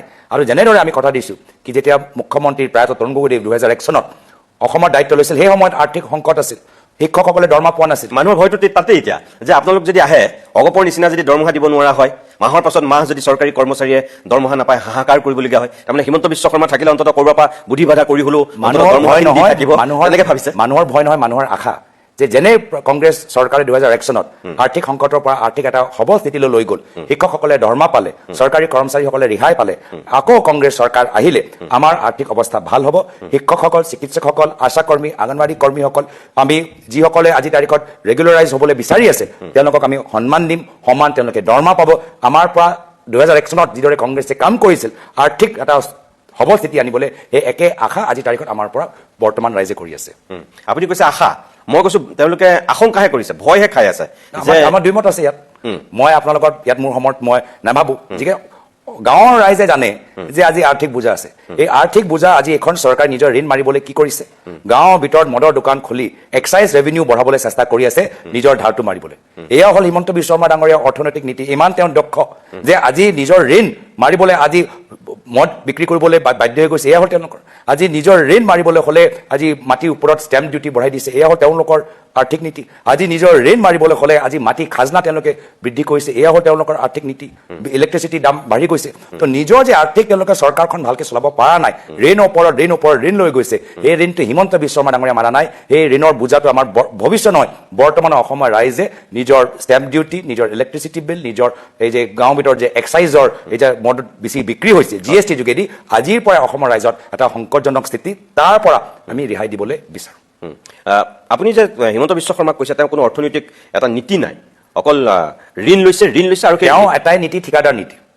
তেওঁ যে মাত্ৰ যে কামবোৰ কৰি আছে, তেওঁৰ উন্নয়নটো হ'ল ঠিকাদাৰে যি বিচাৰে, উন্নয়ন হৈছে। যদি তেওঁলোকে কয় যে ফ্লাইঅভাৰ বনাইছো, ৰাস্তা বনাইছো, হয়, কিন্তু যি ফ্লাইঅভাৰে ঠিকাদাৰে বিচাৰিছে সেই ফ্লাইঅভাৰটো বনাইছে, যি ৰাস্তা ৰাইজে বিচাৰিছে সেই ৰাস্তাটো বনোৱা নাই, যি মথাউৰি ঠিকাদাৰে বিচাৰে সেই মথাউৰিটো তেওঁলোকে কৰিছে, যি মথাউৰি মেৰামতি ৰাইজে বিচাৰে সেইখিনি কৰা নাই। তো তেওঁলোকৰ উন্নয়ন আৰু আমাৰ উন্নয়নৰ মাজত এয়াই পাৰ্থক্য যে আমাৰ উন্নয়ন নিৰ্ধাৰিত কৰিব অসমৰ জনসাধাৰণ, আৰু তেওঁলোকৰ উন্নয়ন নিৰ্ধাৰিত কৰে তেওঁলোকৰ ব্যক্তিগত স্বাৰ্থ, তেওঁলোকৰ পৰিয়ালৰ সদস্যৰ স্বাৰ্থ, আৰু তেওঁলোকৰ লগত থকা ঘনিষ্ঠ ঠিকাদাৰৰ স্বাৰ্থ। মই আৰু এটা কথা আপোনাক সুধিছোঁ, আপুনি কৈছে বাৰু, তথাপিও তেওঁ অৰ্থনৈতিক নীতি নাই, ঋণ লৈছে, তেওঁ অভাৰব্ৰিজ বনাইছে, ফ্লাইঅভাৰ বা কিবা আন্তঃগাঁথনি কিছুমান কাম কৰিছে, সেইখিনিয়ে কিন্তু তেওঁ চকু চাপ মাৰি ধৰাকৈ মানুহৰ মাজত বিজ্ঞাপনৰ চমকেৰেই হওক, তেওঁ মুখৰ বক্তৃতাৰেই হওক, কিছু মানুহৰ মাজত তেখেতে এটা ধাৰণা দিছে তেখেতৰ দিনত যিখিনি উন্নয়ন হৈছে। ধৰক মানে এতিয়া শ্বহীদ স্মাৰক, অসমৰ মানুহে শ্বহীদ স্মাৰক বিচৰা নাছিল, অসমৰ মানুহে বিচাৰিছিল 855জন শ্বহীদৰ বিনিময়ত আচল সমস্যাটোৰ সমাধান হোৱাটো। কিন্তু তেওঁলোকে ইমান ধুনীয়াকৈ এজেণ্ডাটো মানুহৰ মাজত লৈ গৈছে যে শ্বহীদ স্মাৰক বনোৱাটোহে যেন কৃতিত্ব, সেইটো হিমন্ত বিশ্ব শৰ্মাই এষ্টাব্লিছ কৰিব বিচাৰিছে। আৰু আনকি তেওঁ বিচৰা আৰু ৰাইজৰ গ্ৰহণ কৰা মাজত যথেষ্ট পাৰ্থক্য আছে। তেওঁ ফ্লাইঅভাৰ বনোৱা আৰু ৰাইজে যে নিজে বুজি পাইছে এয়া হ'ল অদৰকাৰী ফ্লাইঅভাৰ। আজি গুৱাহাটীৰ ভিতৰত আটাইতকৈ ডাঙৰ সমস্যা কি ট্ৰেফিক নেকি, যাৰ কাৰণে তেওঁ ফ্লাইঅভাৰ বনাইছে? আটাইতকৈ ডাঙৰ সমস্যা গুৱাহাটীৰ ভিতৰত কৃত্ৰিম বানপানী, আটাইতকৈ ডাঙৰ সমস্যা হৈছে খোৱা পানী। সেয়া লৈ তেওঁলোকে কি কৰিছে? ৰাইজেতো কেতিয়া কোৱা আমাৰ ইয়াৰ পৰা ফ্লাইঅভাৰ লাগে, তাৰ পৰা ইয়াত ফ্লাইঅভাৰ লাগে। ৰাইজে কৈছে আজি অলপ বৰষুণ হ'লে জুবিন ক্ষেত্ৰৰ চাওক, ৰাস্তাৰ অৱস্থা চাওক, আজি কি কয় ঘৰৰ ভিতৰত পানী সোমাই যায়, এয়া খোৱা পানী আমি পোৱা নাই। তো এয়া হ'ল আজি তাৰিখত মূল। গাঁৱৰ ভিতৰত যাওক, খেতিয়কসকলে ক'ব যে মূল সমস্যা যে আজি তাৰিখত আমাৰ পথাৰত আমাৰ খৰালি সময়ত আমি ইৰিগেশ্যনৰ একো আঁচনি নাই, এয়া হ'ল মূল সমস্যা। তো সেইকাৰণে মই কৈছোঁ যে আজি তাৰিখত ৰাইজে ভালদৰে জানে যে কিমানখিনি কাম হোৱা নাই। ৰাইজে দেখা পোৱা নাই নেকি যে আজি গাঁৱৰ ভিতৰত মাজুলী যেনেকুৱা ঠাইত থলুৱা ঠিকাদাৰবোৰ যে আগতে আমাৰ দিনত বা সৰ্বানন্দ শৰ্মা ডাঙৰীয়া দিনত ঠিকা পাইছে, আজি তেওঁলোকে নিবনুৱা হৈ গ'ল, ঘৰৰ ভিতৰতে বহি আছে।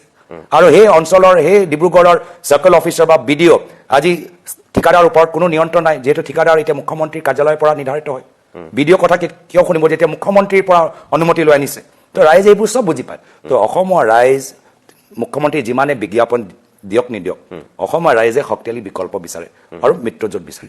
এইকাৰণে মিত্ৰজোঁট বিচাৰিছে। যদি অসমৰ ৰাইজে মুখ্যমন্ত্ৰীৰ কাম ইমানে যদি আদৰিছে, তো আমাৰ বিৰোধী দলৰ একতা কিয় বিচাৰিছে? আমাৰ বিৰোধী দলৰ একতা বিচাৰিছিল যে এটা বিকল্প বিচাৰে, যি বিকল্প আজি তাৰিখত আমি গোটেইখিনি একগোট হ'লেহে হ'ব। আৰু এতিয়া আমি একগোট হৈ গ'লো, অসমৰ ৰাইজ এতিয়া নিশ্চিত যে নতুন অসম আমি দেখা পাম।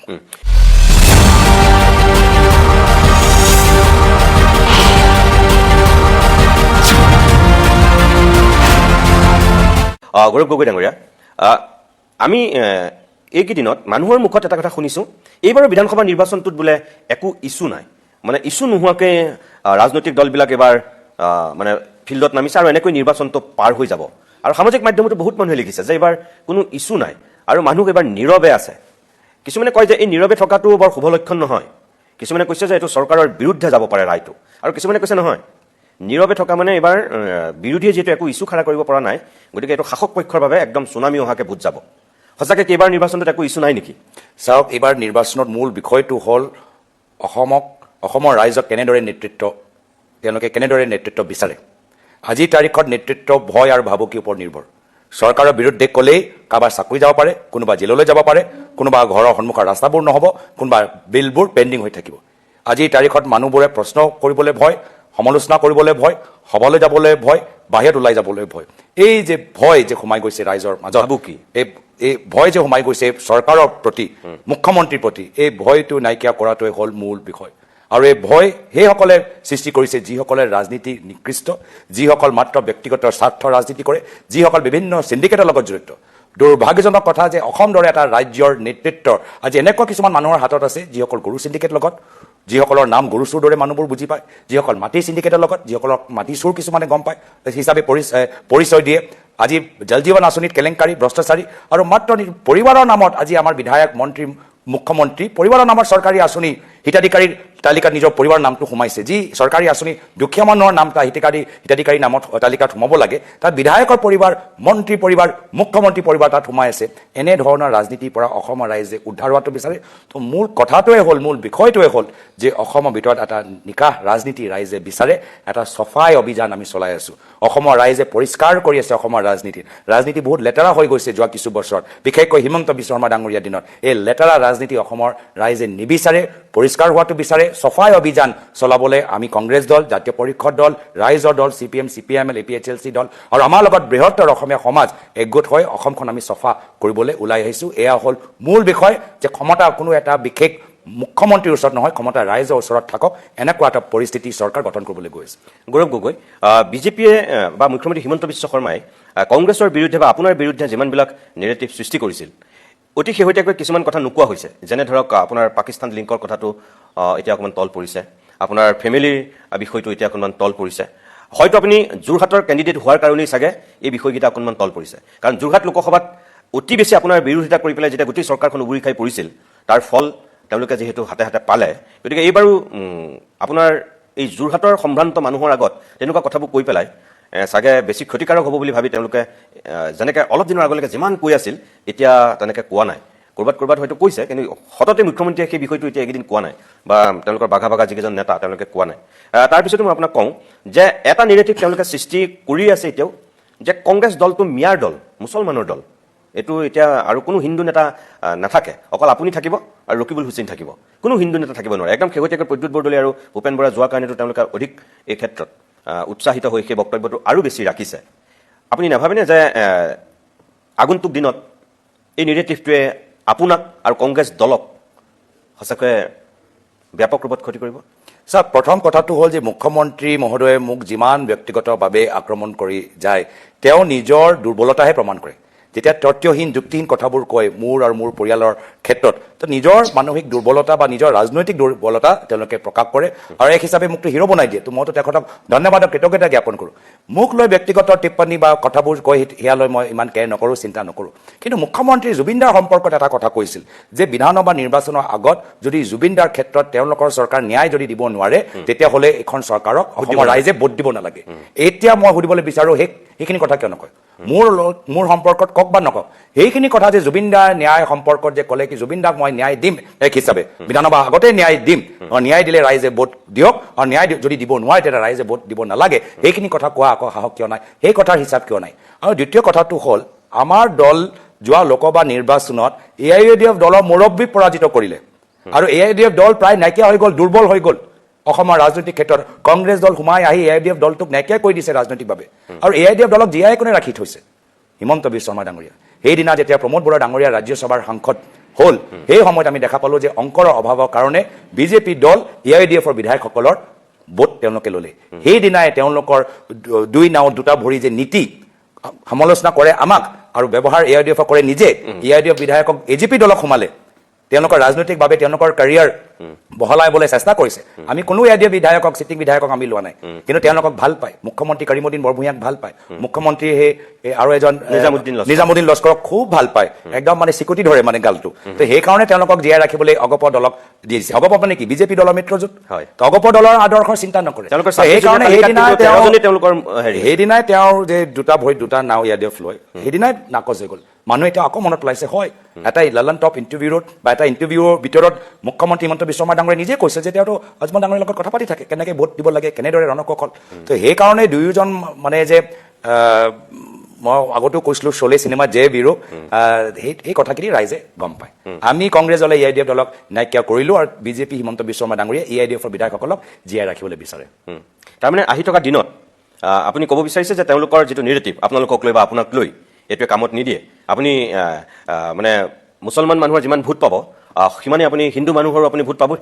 এইবোৰ চব হিন্দু মুছলমান তেওঁলোকৰ নেৰেটিভ আমাৰ কথা হ'ল যে আমাৰ জনজাতিসকল আজি যে ডিমা হাছাও কাৰ্বি আংলং তেওঁলোকৰ 6 শেডিউলৰ আজি তেওঁলোকে আৰু ক্ষমতা বিচাৰে আজি দিছপুৰৰ পৰা ৰিম'ট কণ্ট্ৰল দৰে তেওঁলোকৰ শাসনটো হোৱাটো নিবিচাৰে এই ট্ৰাইবেলসকলক আমি কেনেদৰে সহায় কৰোঁ সেইটো আমাৰ কাৰণে গুৰুত্বপূৰ্ণ খিলঞ্জীয়া মানুহে ভূমি পট্টা বিচাৰে আজি তেওঁলোকৰ একচনীয়া পট্টা একচনীয়া হৈ আছে আমি শিক্ষা আৰু চিকিৎসাৰ লগত একচনীয়া পট্টা ম্যাদী পট্টা সোনকালে আৰু বহলভাৱে কেনেকৈ ক'ব পাৰোঁ খিলঞ্জীয়া মানুহক সহায় কৰিবলৈ সেয়া আমালোকৰ চিন্তা আমাৰ চিন্তা হ'ল যে নামনি অসমত গৰখনীয়াভাৱে আজি মানুহৰ ওচৰত ভূমি পট্টা বাদ দিয়ক ভূমিয়ে নাই মাটি আমি কেনেকৈ তেওঁলোকক দিব পাৰোঁ যাৰ ফলত তেওঁলোকে সংস্থাপিত হওক বহুতো লৈ উচ্ছেদ হ'ল কিন্তু এখন চৰকাৰে আজি অবৈধ বাংলাদেশী নাগৰিক হ'লেতো তেওঁলোকক বাংলাদেশলৈ পঠাব লাগে কিন্তু পঠোৱা নাই তো আমাৰ কোৰ্টৰ ৰায় মতে উচ্ছেদ কৰাৰ আগত পুনৰ সংস্থাপন হ'ব লাগে এয়া হ'ল বৰ্তমানৰ আজি তেওঁলোকৰ কিছু সমস্যা মহিলাসকলে আজি তেওঁলোকৰ ওপৰত দিনে দিনে অপৰাধ হৈছে তেওঁলোকে মাত্ৰ আঁচনিৰ ওপৰত নিৰ্ভৰ হৈ থাকিব বিচৰা নাই আমাৰ অসমৰ মহিলা আজি তেওঁলোকৰ মূলা গাভৰু তেজ তেওঁলোকৰ গাত আছে আজি তেওঁলোকে আজি উপাৰ্জনৰ ক্ষেত্ৰত আৰু সবল হ'বলৈ বিচাৰে আমি এটা সবল নাৰী সমাজ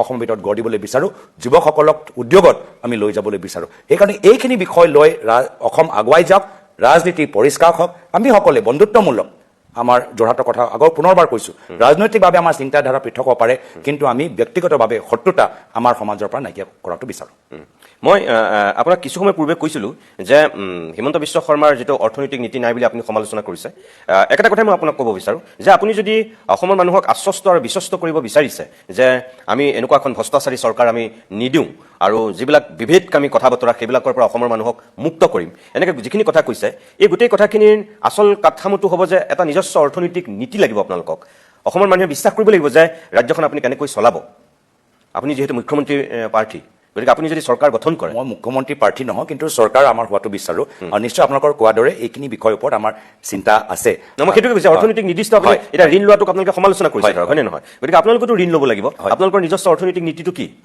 ঋণ যে তেওঁলোকে প্ৰত্যেক বছৰত যিমান লৈ আছে লাহে লাহে সেই ঋণ লোৱা আমাৰ সেই সংখ্যাটো বা এমাউণ্টটো কমাব লাগিব আৰু ঋণ লৈ যে তেওঁলোকে যে ৱেষ্টফুল এক্সপেণ্ডিচাৰ যে তেওঁলোকক খৰচ কৰিছে অদৰকাৰী খৰচ এইটো কমালে আপোনালোকৰ ঋণ লোৱা আপোনালোকৰ যে নিৰ্ভৰতা আপোনালোকৰ কমি আহিব লগে লগে আপোনালোকৰ ৰেভিনিউ আজি বহুত ক্ষেত্ৰত যিদৰে ৰেভিনিউ ল'ব লাগে ৰেভিনিউ তেওঁলোকে লোৱা নাই গোটেই ৰেভিনিউটো মানে দুখীয়া মানুহৰ পৰাই লৈছে GST মানে মটৰ ভেহিকল এক্টৰ যোগেদি একদম মানে ফাইন বঢ়াই দি একদম তেওঁলোকক যিসকলৰ ওচৰত পইচা নাই তেওঁলোককে চেপি একদম চেপা পেলাই থৈছে তো আমি হায়াৰ ইনকামৰ পৰা আমি কেনেদৰে ৰেভিনিউ ল'ব পাৰোঁ সেইকাৰণে আৰু চেণ্ট্ৰেল গভৰ্ণমেণ্টৰ লগতো যিদৰে আমি বহুতখিনি আমি নিজৰ কামৰ এফিচিয়েঞ্চি যদি বঢ়াব পাৰোঁ চেণ্ট্ৰেল গভৰ্ণমেণ্টৰ পৰাও আমি বহুতখিনি ৰেহাই পাব পাৰোঁ একেই পৰিস্থিতি 2001 চনত আছিলে কেন্দ্ৰত আছিলে বিজেপি চৰকাৰ ৰাজ্যত আছিলে অগপৰ চৰকাৰ আৰ্থিকভাৱে চলাব নোৱাৰিলে কেন্দ্ৰত থাকিলে বিজেপি চৰকাৰ একচনত আহিলে কংগ্ৰেছ চৰকাৰ আমি আৰ্থিক যদিও কেন্দ্ৰত বিৰোধী চৰকাৰ আছিলে আৰ্থিকভাৱে আমি এটা সবল স্থিতিলৈ লৈ গ'লোঁ সেইকাৰণে পৰৱৰ্তী দিনত যদিও অসমত আমাৰ চৰকাৰ আহিব কেন্দ্ৰত প্ৰধানমন্ত্ৰী মোদী ডাঙৰীয়াই থাকিব গৃহমন্ত্ৰী অমিত শ্বাহ ডাঙৰীয়াই থাকিব আৰু তেখেত দুয়োজনৰ লগত আমি ৰাজ্য চৰকাৰ কেন্দ্ৰ চৰকাৰ আজিৰ তাৰিখত যে সম্পৰ্ক তাতকৈ আৰু দুগুণ বেছি ভাল ইফেক্টিভ দক্ষ সম্পৰ্ক সৃষ্টি কৰিবলৈ আমি চেষ্টা চলাম আৰু মোৰ দৃঢ় বিশ্বাস যে আমি কৰিব পাৰিম 2004 চনলৈকে অটল বিহাৰী বাজপেয়ী চৰকাৰ আছিলেই আপোনাৰ পিতৃদেৱতা 1 চনত যেতিয়া মুখ্যমন্ত্ৰী হৈছে অন্ততঃ 4 বছৰ বিজেপি শাসনেই তেখেতে পাইছে আৰু সেই সময়ত আমি যদি চাওঁ প্ৰথমটো কাৰ্যকাল আজি হিমন্ত বিশ্ব শৰ্মা বিজেপিত আছে বেলেগ কথা কিন্তু তেতিয়াতো তেওঁ অন্যতম তৰুণ গগৈ ডাঙৰীয়াৰ সোঁহাতস্বৰূপ ব্যক্তি আছিল গতিকে চৰকাৰখনে তেতিয়া বিজেপি চৰকাৰৰ পৰা যিখিনি সাহায্য পাব লাগে যিখিনি সহযোগিতা পাব লাগে সেইখিনি ঠিকেই পাইছিল আপুনি সেইটোৱে ক'ব বিচাৰিছে গতিকে কোনো ধৰণৰ হিন্দেৰী হোৱা নাছিল গতিকে এতিয়াও কোনোবাই যদি ভাবিছে যে ওপৰত মোদী থাকিব ইয়াত যদি বিজেপি নাথাকে কিবা দিগদাৰ হ'ব আপুনি মানে সেই কথাটোকে ক'ব বিচাৰিছে এক্সেক্টলি মই কৈছোঁ ইতিহাস ঘূৰি আহিছে 2001 চনত প্ৰফুল্ল মহন্ত ডাঙৰীয়া যথেষ্ট জনপ্ৰিয় কিন্তু কিবা কাৰণত ৰাইজে তেওঁক ভোট নিদিলে কেন্দ্ৰত এই সময়ত বাজপেয়ী ডাঙৰীয়া আছে যথেষ্ট জনপ্ৰিয় এজন প্ৰধানমন্ত্ৰী কিন্তু ৰাজ্যত আমি এটা পৃথক ছবি দেখা পালোঁ আৰু কেন্দ্ৰৰ চৰকাৰৰ লগত যোগাযোগ কৰাৰ ক্ষেত্ৰত চেণ্ট্ৰেল গভৰ্ণমেণ্টৰ পৰা গ্ৰাণ্টছ অনাৰ ক্ষেত্ৰত কংগ্ৰেছৰ চৰকাৰ সেই সময়ত প্ৰায় 3 বছৰ বেছি ভালদৰে কাম কৰাৰ বাবে ভালকৈ চলাব পাৰিলে আৰু ময়ো ভাবোঁ যে আজিও ৰাজ্য চৰকাৰ ষ্টেট গভৰ্ণমেণ্ট আজি বানপানী সাহায্যৰ ক্ষেত্ৰত হাৰ্ডলি কিবা টকা আনিব পাৰিছে আপোনালোকে কেন্দ্ৰীয় চৰকাৰ তামিলনাডু গুজৰাটত বানপানীৰ সময়ত কিমান NDRFৰ পইচা দিয়ে কম্পেনচেশ্যন দিয়ে আৰু অসমত কিমান দিয়ে তাতে আপোনালোকে গম পাই যাব যে অসম ৰাজ্য চৰকাৰ কেন্দ্ৰীয় চৰকাৰৰ পৰা বিভিন্ন ধৰণৰ আৰ্থিক সহায় আনিবলৈ সক্ষম হোৱা নাই তো যেনেদৰে সেই সময়ত হৈছিল একেৰাহে এবাৰো আমাৰ চৰকাৰ অহাৰ পিছত সেই সময়ত 3 বছৰ বা 4 বছৰ পালে আমি 2019লৈকে পাম আমি 3 বছৰ কিন্তু পাম তাৰপিছত আমাৰ কেন্দ্ৰত চৰকাৰ আহিব কিন্তু এই 3 বছৰ 2029লৈকে কিন্তু এই 3 বছৰৰ ভিতৰতো আমি ভালকৈ তেখেতৰ লগত কেন্দ্ৰীয় চৰকাৰৰ লগত কামখিনি কৰি আমি অসমৰ ৰাইজক আৰু বেছি উপকৃত কৰিবলৈ সক্ষম হ'ম ঠিক আছে বাৰু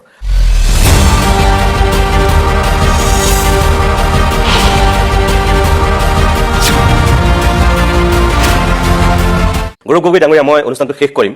আপুনি খুব ব্যস্ত আৰু বেছি সময় নলওঁ, মই বুজিও পাইছোঁ। কেইটামান চুটি চুটি কথা সুধিম মই।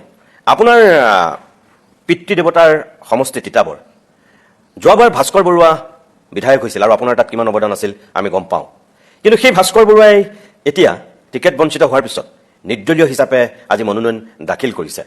কিয় যে আপুনি ভাস্কৰ বৰুৱাকো লগত ৰাখিব নোৱাৰিলে নেকি? তাৰমানে আপুনি মোক তিতাবৰ সমষ্টিৰ আগৰ বিধায়কৰ কথা মোক সুধিলে। বেছিভাগ আমাৰ কংগ্ৰেছৰ মানুহখিনি আজি যে প্ৰাৰ্থীৰ তালিকা চাইছে, যদি তেওঁলোকৰ নিজৰ নাম তাত দেখা পোৱা নাই, যদিও ক্ষোভিত, কিন্তু নিষ্ঠাবান কংগ্ৰেছৰ মানে কৰ্মী হিচাপে বা সদস্য হিচাপে বা প্ৰতিনিধি হিচাপে তেওঁলোকে কংগ্ৰেছ দলটো ভাল হোৱাটো বিচাৰে। খুব কম সংখ্যক এনেকুৱা কিছু ব্যক্তি আছে যি নিৰ্দলীয় তাত থিয় দিছে নিজৰ নিজৰ সমষ্টিত। তাৰ ভিতৰত আপুনি এগৰাকী উল্লেখ কৰিছে। তথাপিও এতিয়াও আমাৰ ওচৰত কিছু সময় আছে, বিদ্ৰোহৰ লোকে সময় আছে, আমি তেখেতৰ লগতো আমি আলোচনা আমি কৰি থাকিম। কিন্তু বেছিভাগ আজিৰ তাৰিখত কংগ্ৰেছৰ প্ৰাৰ্থী তালিকা যদি আপোনালোকে চায়, প্ৰায় এতিয়া ননিতা গালোচা ডাঙৰীয়া যোগ হোৱাৰ পিছত 13 গৰাকী ইয়াত মহিলা আছে। ইয়াত প্ৰায় আমাৰ নতুন মুখ, যিসকল প্ৰথমবাৰ বাবে নিৰ্বাচনৰ ৰণত নামিব, আমি তেওঁলোকক প্ৰাথমিকতা দিছোঁ। বহুতখিনি ক্ষেত্ৰত আমাৰ বিধায়ক কিবা কাৰণত আজিৰ তাৰিখত দলে তেওঁলোকক সুযোগ দিয়া নাই, কিন্তু তেওঁলোকে জানে যে যদিও আজি তেওঁলোকে সুযোগ পোৱা নাই, পৰৱৰ্তী সময়ত এটা সুযোগ পাব। তো মই ক্ষোভিত যে তিতাবৰ দৰে এটা সমষ্টিত যিজনে ৰাজনীতিত যোৱা 5 বছৰ আগতে তাত ভৰি দিলে, আজি তেওঁ এটা পৃথক স্থিতি লৈছে। আশাবাদী যে আমাৰ দলৰ কৰ্মীখিনি তেখেতৰ ওচৰত গৈ কথাখিনি পাতিব। ময়ো তেখেতৰ লগত কথাখিনি মই পাতিছোঁ, চেষ্টা কৰিছোঁ, চেষ্টা আমাৰ চলি থাকিব। কিন্তু আপোনাৰ কথা তেখেতে কিন্তু ভালকৈ কৈছে, কংগ্ৰেছ দলক তেখেতে ধন্যবাদো জনাইছে। আৰু আপোনাৰ সন্দৰ্ভতো কৈ পেলাই তেখেতে কৈছে যে তেওঁ কৰ্মীৰ তাগিদাত, তিতাবৰৰ দলীয় কৰ্মীৰ হেঁচাতহে তেওঁ মনোনয়ন দিবলৈ বাধ্য হোৱা বুলি কৈছে। আৰু গতিকে তেওঁলোকে যদি জিকাই মোক জিকাব, তেওঁলোকে যদি মোক হৰুৱাই তেনেহ'লে হৰুৱাব। আপোনাৰ বিষয়ে তেওঁ এটা শব্দ বেয়াকৈ কোৱা নাই, বা কংগ্ৰেছ দলৰ প্ৰতি তেওঁ কৃতজ্ঞ বুলিও কৈছে যে মোক বিধায়ক বনালে দলটোৱে, গৌৰৱ গগৈয়ে মোক ইমানখিনি সুযোগ দিলে, কংগ্ৰেছ হাইকমাণ্ডক মই ইমানখিনি মোক মৰম ভাল পোৱা দিয়াৰ কাৰণে মই তেওঁলোকক ধন্যবাদহে জনাইছোঁ, কৃতজ্ঞতাহে জনাইছোঁ। তেওঁ সেইখিনি কৈছে। হ'লেও ধৰক এতিয়া বিজেপিৰ ইমানখিনি বিধায়কৰ প্ৰাৰ্থিত্বক কৰ্তন কৰিলে কোনো এজনে নিৰ্দলীয়কৈ উঠা নাই। আপোনালোকৰ হয়, নন্দিতা গাৰুলোচা ধৰক আপোনালোকৰ দলত যোগ দিছে, বা সিফালে মিহিৰকান্তি চুম তেওঁ আপোনালোকৰ তাত যোগ দিছে। এনেকৈ মিহিৰকান্তি চুম যোগ দিয়া নাই, নন্দিতা গাৰুলোচা আমাক যোগ দিছে। হয়, নহয়, আপোনাৰ বৰাকত এজনে আপোনালোকৰ অমৰ চান্দ জৈন, অমৰ চান্দ জৈন, অমৰ চান্দ জৈনে আপোনালোকৰ তাত যোগ দিছে। হয়, মোৰ নামটো ভুল হৈ গৈছে।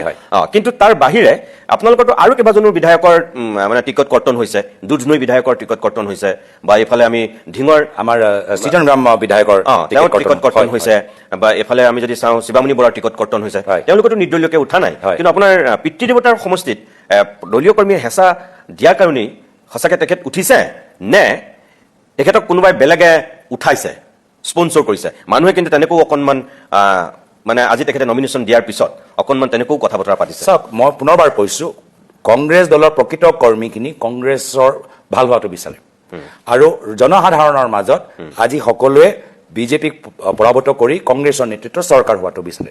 এতিয়াও মই কৈছোঁ, 2 এদিন আছে বিদ্ৰোহলৈকে, আমি তেখেতৰ লগত কথাখিনি পাতিম। কিন্তু মূল কথাটো হ'ল যে আজি কংগ্ৰেছৰ প্ৰাৰ্থী তালিকা চাই মই যথেষ্ট সন্তুষ্ট। যথেষ্ট মহিলাগৰাকী আমি প্ৰাৰ্থিত্ব হিচাপে দিবলৈ সক্ষম হৈছোঁ, বহুত নতুন চেহেৰা। 13 গৰাকী যে আপুনি ক'লে, আপোনালোকৰ বিৰোধী নে অকল কংগ্ৰেছ? অনলি কংগ্ৰেছ, অকল কংগ্ৰেছ? কংগ্ৰেছৰ ভিতৰত আমাৰ এগৰাকী ডিষ্ট্ৰিক্ট মহিলা প্ৰেচিডেণ্ট আমাৰ জিলি চৌধুৰী ডাঙৰীয়ানী সজাই থিয় হৈছে। চেপালী মাৰাক আমাৰ এগৰাকী ডিষ্ট্ৰিক্ট মহিলা জিলি চৌধুৰী ডিষ্ট্ৰিক্ট প্ৰেচিডেণ্ট, তেওঁ থিয় হৈছে। আমাৰ চেপালী মাৰাক ডাঙৰীয়ানী বাওখুংৰিত থিয় হৈছে। ৰিজুমণি তালুকদাৰ ডিষ্ট্ৰিক্ট প্ৰেচিডেণ্ট, তেওঁ মংগলদৈত থিয় হৈছে। মীৰা বৰঠাকুৰ আজি দিছপুৰত থিয় হৈছে। পল্লৱী শইকীয়া গগৈ ডাঙৰীয়ানী আজি তিয়কত থিয় হৈছে। ৰজিনা টিকি ডাঙৰীয়ানী ৱৰ্কিং প্ৰেচিডেণ্ট খুমটাইত থিয় হৈছে। প্ৰণতি ফুকন ডাঙৰীয়ানী আজি নাহৰকটীয়াত থিয় হৈছে। তো এনেকুৱা আৰু আমাৰ আছে। তো আমি নন্দিতা গাৰুলোচা ডাঙৰীয়ানী আজি তেখেত থিয় হৈছে। তো সেইকাৰণে বেবী বেগম ডাঙৰীয়ানী আজি ধুবুৰীত আজি থিয় হৈছে। তো এনেদৰে বহুতখিনি আজি পঞ্চায়তৰ পৰা অহা যুৱ কংগ্ৰেছৰ বেকগ্ৰাউণ্ডৰ, NSY বেকগ্ৰাউণ্ডৰ মানুহবোৰ আজি নতুন নতুন একাডেমিক লাইনৰ পৰা, মাজুলীত এজন ডক্টৰ ইন্দ্ৰনীল পেগু ডাঙৰীয়া আজি এজন শিক্ষাবিদ, তেওঁ আজি যোগ কৰিছে। তো সেইকাৰণে এটা নতুন কংগ্ৰেছ আমি দেখাবলৈ সক্ষম হৈছোঁ, নতুনত্ব কংগ্ৰেছৰ ভিতৰত আনিবলৈ সক্ষম হৈছোঁ। আৰু সঁচাকৈ ক'বলৈ গ'লে মোৰ মূল উদ্দেশ্যটো হ'ল যে অসমৰ ভিতৰত মূল্যবোধ ৰাজনীতিটো ঘূৰি আহক। ইয়াৰ আগত যে ৰাজনীতি হৈছিল যোৱা 5-7 বছৰ, এটা ট্ৰানজেকশ্যন, লেনদেনৰ ৰাজনীতি হৈছিল, মই তোমাক এতিয়া সহায় কৰিম, তুমি মোক পিছত চাবা দে। কিন্তু এতিয়া আমি বিচাৰোঁ যে আমি যি ৰাজনৈতিক পথ আমি গ্ৰহণ কৰোঁ তাৰ প্ৰতি আমি দায়বদ্ধ হ'ব লাগে, আৰু পিছত গৈ লৰচৰ কৰিব নালাগে। আৰু এটা মূল্যবোধ ৰাজনীতি কৰিবলৈ আজি নিৰ্বাচনত মই ভৰি দিছোঁ। কোনো ব্যক্তিগত স্বাৰ্থ নাই, না মোক বাগান লোৱা ইণ্টাৰেষ্ট আছে, না চৰকাৰী ঠিকা। ইয়াৰ বিপৰীত মই বিচাৰোঁ যে পৰৱৰ্তী দিনত আমাৰ চৰকাৰ আহিলে আমি এটা আইন আনিব লাগে য'ত কোনো মন্ত্ৰী বিধায়কৰ পৰিবাৰ চৰকাৰী ঠিকা পাব নোৱাৰে। আজিৰ তাৰিখত যে হৈ আছে, যদি মন্ত্ৰী বা মুখ্যমন্ত্ৰীৰ পৰিবাৰ আজি কিমান চৰকাৰী আঁচনি বা চৰকাৰী কামৰ ভিতৰত তেওঁলোকৰ বিভিন্ন কোম্পানীবোৰ সোমাই আছে আজি গণনা নাই তাৰ ওপৰত তদন্ত হ'ব দেই পিছত গৈ যে কেনেদৰে মুখ্যমন্ত্ৰী বা মন্ত্ৰী পৰিবাৰ ইমান চৰকাৰী বা ফ্লাইঅভাৰ ধৰি পৰা একদম হাইৱে কাষত মাটিৰ ক্ষেত্ৰত এনেকুৱা ইমান চৰকাৰী সুবিধা কেনেকৈ পালে যি সুবিধা সাধাৰণ মানুহে নাপায় কিন্তু আমি ভাবিছোঁ এটা আইন আনিবলৈ যে কোনো মন্ত্ৰী বিধায়কৰ পৰিবাৰ ইমিডিয়েট ফেমিলি যে সেই বিভাগ বা সেই চৰকাৰী ঠিকাৰ পৰা বঞ্চিত বা তাৰ তালিকাৰ ভিতৰত সোমাব নালাগে যদি ব্যৱসায় কৰিবলৈ বিচাৰে কৰক প্ৰাইভেট বেংক আছে বাকীখিনিতো পাঞ্জাৱ নেশ্যনেল বেংকৰ পৰা লোনবোৰ লয় তো চৰকাৰীৰ পৰা আঁচনিৰ পৰা দূৰতে থাকক তেনেকুৱা এটা সুবিধা এনেধৰণৰ এটা মূল্যবোধ ৰাজনীতি যি ৰাজনীতি মোৰ পিতৃ প্ৰায়তঃ তৰুণ গগৈদেৱে শিকাই থৈ গ'ল সেই ৰাজনীতি মই অসমৰ ভিতৰত ঘূৰাই আনিবলৈ বিচাৰোঁ মোৰ একেবাৰে শেষ প্ৰশ্নটো হ'ল যে এইখিনি কৰিবৰ কাৰণে আপোনাক যোৰহাটৰ জনতাই আপোনাৰ পক্ষত ৰায় দিব লাগিব 7 বাৰৰ মানে 91 চনৰ পৰা এতিয়ালৈকে যদি আমি চাওঁ তেনেহ'লে হিতেন্দ্ৰ নাথ গোস্বামী ধাৰাবাহিকভাৱে 20 বছৰ বিধায়ক হোৱাৰ পিছত আপোনালোকৰ ৰাণা গোস্বামী জিকিছিল 2006 চনত গতিকে 85ৰ পৰা মোটামুটি অগপ আৰু বিজেপিৰ দখলতে আছে এবাৰেই কংগ্ৰেছ আছে তাৰ আগত যদি আমি চাওঁ একেবাৰে জন্মৰ সময়ত সিদ্ধিনাথ শৰ্মা ডাঙৰীয়া প্ৰথম যেতিয়া বিধায়ক হৈছে তাৰপিছত 3বাৰ কংগ্ৰেছে দখল কৰিছে মাজত আমাৰ সিংহ পুৰুষ দুলাল চন্দ্ৰ বৰুৱা দুবাৰ এই যোৰহাটৰ প্ৰতিনিধি হৈছিল আপোনালোকৰ পিতৃদেৱতাৰ বন্ধু বিজয় কৃষ্ণ সন্দিকৈ ডাঙৰীয়া এই যোৰহাটৰ প্ৰতিনিধি হৈছিল বিজয় কৃষ্ণ সন্দিকৈৰ পিছত আহি ৰাণা গোস্বামীয়ে ইয়াৰ বিধায়ক হৈছিল আৰু এইবাৰ আপুনি এটা প্ৰতিদ্বন্দ্বিতা আগবঢ়াইছে এটা কথা হ'ল যে আপোনাক এই যে মই ক'লো দীঘলীয়া সময়ৰ কাৰণে অগপ আৰু বিজেপিৰ দখলতেই থকা যোৰহাটৰ জনতাই যদি সঁচাকৈ এইবাৰ কংগ্ৰেছৰ পক্ষ লয় তেতিয়াহ'লে আপুনি কি বুলি ভাবে যে গৌৰৱ গগৈ বুলি যোৰহাটৰ জনতাই আপোনাক ভোট দিব সাংসদৰ পাৰফৰ্মেঞ্চ চাই ভোট দিব নে তৰুণ গগৈ পুত্ৰ হিচাপে দিব নে কংগ্ৰেছ হিচাপে দিব চাওক যুঁজ এখন হ'ব প্ৰতিদ্বন্দ্বিতাও হ'ব কিন্তু মই প্ৰদেশ কংগ্ৰেছৰ সভাপতি মই নেতৃত্ব লৈছোঁ এখন দলৰ বৰ্তমান নিৰ্বাচনত বিভিন্ন সমষ্টি আছিল য'ত কংগ্ৰেছ দলৰ ৰাজনৈতিক নিৰ্বাচনী ইতিহাস ইয়াতকৈ আৰু খুব ভাল বা আৰু সহজ হ'লহেঁতেন মোৰ বাবে ব্যক্তিগতভাৱে যদি মই সেই সমষ্টিৰ পৰা প্ৰাৰ্থিত্ব লাভ কৰিব পাৰিলোহেঁতেন কিন্তু মই নিজে নেতৃত্ব লৈ এনেকুৱা এটা সমষ্টিত প্ৰতিদ্বন্দ্বিতা কৰিবলৈ বিচাৰিছোঁ যাত আপোনালোকে কৈছে যে ইমান সহজ নহয় যুঁজ এখন হ'ব কিন্তু এয়া হ'ল নেতৃত্ব আমি নেতৃত্ব সন্মুখৰ পৰা ল'বলৈ বিচাৰোঁ আমি যিদৰে দলৰ মানুহখিনি কৈছোঁ কি আগবাঢ়ি যাওক আমি নিজে উদাহৰণস্বৰূপে আমি নেতৃত্ব ল'বলৈ বিচাৰিছোঁ আৰু যি কাৰণত ৰাইজে পৰৱৰ্তী দিনত তেওঁলোকে নিজৰ বিবেকবোধ ব্যৱহাৰ কৰে মই মাত্ৰ এয়াই আশা কৰোঁ যে যিয়ে ভোট হওক কোনো লোভৰ ভোট নহয় কোনো মিছা প্ৰতিশ্ৰুতি ভোট নহয় কোনো মূল্যহীন ৰাজনৈতিক পৰিৱেশত নহয় মূল্যবোধ ৰাজনৈতিক পৰিৱেশত ৰাইজে নিজৰ বিবেকবোধ প্ৰদান কৰে সেয়া মই মাত্ৰ যোৰহাট আৰু যোৰহাটৰ লগত সমগ্ৰ অসমবাসী ৰাইজৰ পৰা অপেক্ষা কৰোঁ হিতেন্দ্ৰ নাথ গোস্বামীক নিদি আপোনাক কিয় দিব এতিয়া সেইখিনি কথা ৰাইজে নিৰ্ধাৰিত কৰক যে আজিৰ তাৰিখত বিভিন্ন কাৰণ নিৰ্বাচনৰ সময়ত ভোট দিয়া সময়ত বিভিন্ন কাৰণ থাকে আপোনাৰ যিগৰাকী প্ৰাক্তন বিধানসভা অধ্যক্ষ দীৰ্ঘদিন তেওঁলোকৰ পৰা ৰাইজে তেখেতক ওচৰৰ পৰা পাই আছে তেওঁ সকলোৰ কথাখিনি ৰাইজে ভালদৰে চিনি পায় তেওঁ শক্তি ক'ত সকলো কথা চিনি পায় তেওঁ আৰু ক'ত আৰু ভাল হ'ব পাৰে সেইখিনিও কথা ৰাইজে চিনি পায় মোক ৰাইজে বিধানসভাত বা ৰাজ্যৰ ৰাজনীতিত ইমান ওচৰৰ পৰা পোৱা নাই ৰাইজে গোটেইখিনি কথা অধ্যয়ন কৰিব লাগিব কিন্তু মই আশাবাদী যে আজিৰ তাৰিখত অসমৰ ৰাইজে যেতিয়া জানে যে দিছপুৰৰ পৰা আমাক মুখ্যমন্ত্ৰী হিমন্ত বিশ্ব শৰ্মা ডাঙৰীয়া আসনৰ পৰা আঁতৰাব লাগিব তো বিভিন্ন আসনত য'ত কংগ্ৰেছৰ প্ৰাৰ্থী তেওঁলোকক ভাল পায় বা তেওঁলোকৰ পচন্দত নিশ্চয় কংগ্ৰেছ বা বিৰোধী জোঁটৰ আমাৰ প্ৰাৰ্থীসকলক জিকাব গৌৰৱ গগৈ মই ধন্যবাদ জনাইছোঁ তথাপিও এটা কথা মই দৰ্শকসকলে যদি মই সেই প্ৰশ্নটো আপোনাক নুসুধো বহুতৰ চাগে মনত খুদুৱাই থাকিব যে ঋতুমণি শইকীয়া এই প্ৰশ্নটো গৌৰৱ গগৈ কিয় নকৰিলে এই প্ৰশ্নটোৰে আজিৰ জনমতৰ পৰা মই বিদায় ল'ম আপুনি যোৰহাটৰ সাংসদ হৈ আছে যোৰহাটৰ পৰা আপুনি বিধানসভালৈ নিৰ্বাচিত হ'ল কিন্তু আপোনালোকৰ চৰকাৰ নহ'ল তেতিয়া আপুনি বিধানসভা ৰাখিব নে আপুনি তেতিয়া লোকসভা ৰাখিব আৰু যদি আপুনি চৰকাৰ কৰিব পৰাকৈ শক্তি সামৰ্থ্য আয়ত্ব কৰে বিৰোধীয়ে তেতিয়াতো আপোনাৰ কথাই নাই তেতিয়া বেলেগ হ'ব কথাটো কিন্তু মই কৈছোঁ যে আপুনি চৰকাৰ কৰিব পৰাকৈ আপোনালোকৰ বিৰোধী ঐক্যক অসমৰ জনসাধাৰণে ৰায় নিদিলে কিন্তু আপোনাক যোৰহাটৰ জনতাই ৰায় দিলে যে যোৰহাট লোকসভাত যিমান প্ৰত্যাহ্বান অহাৰ পিছত যেনেকৈ আপুনি জয়ী হ'ল তেনেকৈ আপুনি বিধানসভাটো ধৰি লওক জয়ী হ'ল যোৰহাটৰ জনতাই আপোনাৰ পক্ষত ৰায় দিলে আপুনি দুইটাৰ ভিতৰত লোকসভা আৰু বিধানসভা আপুনি তেতিয়া কোনটোত থাকিবলৈ ভাল পাব চাওক মই এই ব্যক্তিগত চিন্তা লৈ ৰাজনীতি কৰাই নাই আৰু ব্যক্তিগত স্বাৰ্থ লৈ বা মোৰ কি সুবিধা লৈ মই ইতিমধ্যে ক'লোঁ যে বিভিন্ন আসন থাকিব পাৰিলোহেঁতেন য'ত মই প্ৰতিদ্বন্দ্বিতা কৰিব পাৰিলোহেঁতেন কিন্তু যোৰহাট দৰে য'ত এটা প্ৰতিদ্বন্দ্বিতা হ'ব যুঁজ এখন হ'ব এনেকুৱা এটা আসনত মই লৈছোঁ তো মই নিজৰ সুবিধা কেতিয়াও বিচৰা নাই এটা কথা ঠিক আজিৰ তাৰিখত মই মাত্ৰ এটাই কথা চিন্তা কৰোঁ যে চৰকাৰ অহাৰ পিছত যিখিনি সমস্যা লৈ আপোনাৰ লগত আজি মোৰ আলোচনা হ'ল, যিখিনি বিষয় লৈ যিখিনি সমস্যা লৈ সেইখিনি আমি কেনেদৰে সমাধান কৰোঁ, আমাৰ চৰকাৰ কেনেদৰে আগবাঢ়ি যাব, খেতিয়কসকলৰ পক্ষত, শিক্ষকসকলৰ পক্ষত, বিজ্ঞানৰ পক্ষত, আৰ্টিফিচিয়েল ইণ্টেলিজেন্সৰ পক্ষত, জুবিন দাই ন্যায় দিয়াৰ পক্ষত বা আমাৰ ক্লাইমেট চেঞ্জৰ পক্ষত, আজি গাঁৱৰ আৰু সৰু চহৰৰ উন্নয়ন যি সমান্তৰাল গুৱাহাটীৰ দৰে হোৱা নাই, সেইখিনি কামবোৰ কেনেদৰে হ'ব, দিনে ৰাতি মই সেই কথাই চিন্তা কৰোঁ। কিন্তু আপুনি মোৰ প্ৰশ্নটোৰ উত্তৰটো নিদিলে। যদি মই ভাবা নাই মই কেনেকৈ উত্তৰ দিম? মোৰ মনটো আজি গোটেই ভাবি আছে যে চৰকাৰ অহাৰ পিছত আমি কেনেদৰে কামখিনি কৰিম। আপুনি যে প্ৰশ্ন কৰিছে কি ভাল পাম কি ভাল নাপাম, মই সেই ধৰণৰ প্ৰশ্ন নিজকে নুসুধোৱে যে মোৰ কাৰণে কি ভাল। তাৰমানে আপুনি নিৰ্বাচনৰ পিছতহে জনতাৰ ৰায় পোৱাৰ পিছতহে সেই ক্ষেত্ৰত সিদ্ধান্ত ল'ব। নিশ্চয় জনতাৰ ৰায় পিছত দলৰ নেতৃত্বৰ ওপৰত। এতিয়া বিজেপি দলটো যদি আপোনালোকে চায়, ৰাজস্থানত বিজেপি দলৰ মুখ্যমন্ত্ৰী কোন হ'ব তাত কিবা প্ৰক্ৰিয়া আছে নেকি? এটা চিট ৰাজনাথ সিং ডাঙৰীয়া, বসুন্ধৰা ৰাজে ডাঙৰীয়ানীক দি দিলে সেই চিট খুলি সেইজন মুখ্যমন্ত্ৰীৰ কপাল মানে ভাল হৈ গ'ল। তো সেইকাৰণে ৰাজনীতিত কোনদিন কি হয় ধৰিবলৈ অলপ টান।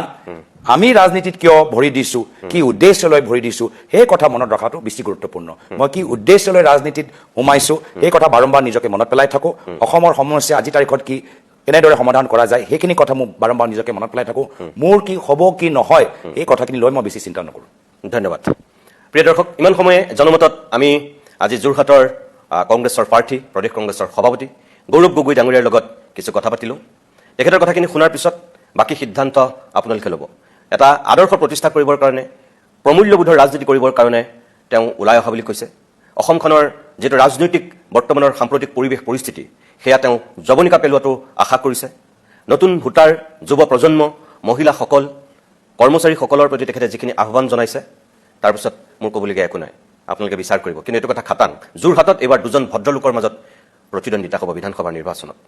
আৰু দুয়োজন এনেকুৱা ব্যক্তি আমি দেখিছোঁ। বিধানসভাত হিতেন্দ্ৰনাথ গোস্বামী সঁচাকৈ এজন অতি ভদ্ৰলোক, আৰু লোকসভাতো বিৰোধী দলৰ উপদলপতি হিচাপে গৌৰৱ গগৈ ডাঙৰীয়াই যিখিনি ভূমিকা পালন কৰিছে, অত্যন্ত এগৰাকী দক্ষ সাংসদ হিচাপে ইতিমধ্যেই অসমতে নহয় গোটেই ভাৰতবৰ্ষতে চিনাকি লাভ কৰিছে গৌৰৱ গগৈয়ে। এইবাৰ সঁচাকৈ যোৰহাটবাসীৰো এক অগ্নি পৰীক্ষা, কাক ধৰিব কাক এৰিব, কাৰ পক্ষত যোৰহাটবাসীয়ে এইবাৰ ৰায় দিব। সমগ্ৰ অসমৰ মানুহে কিন্তু এইবাৰ মন কৰিব যে যোৰহাটৰ বিবেকবান জনতাই কাৰ পক্ষত শেষত স্থিতি গ্ৰহণ কৰে।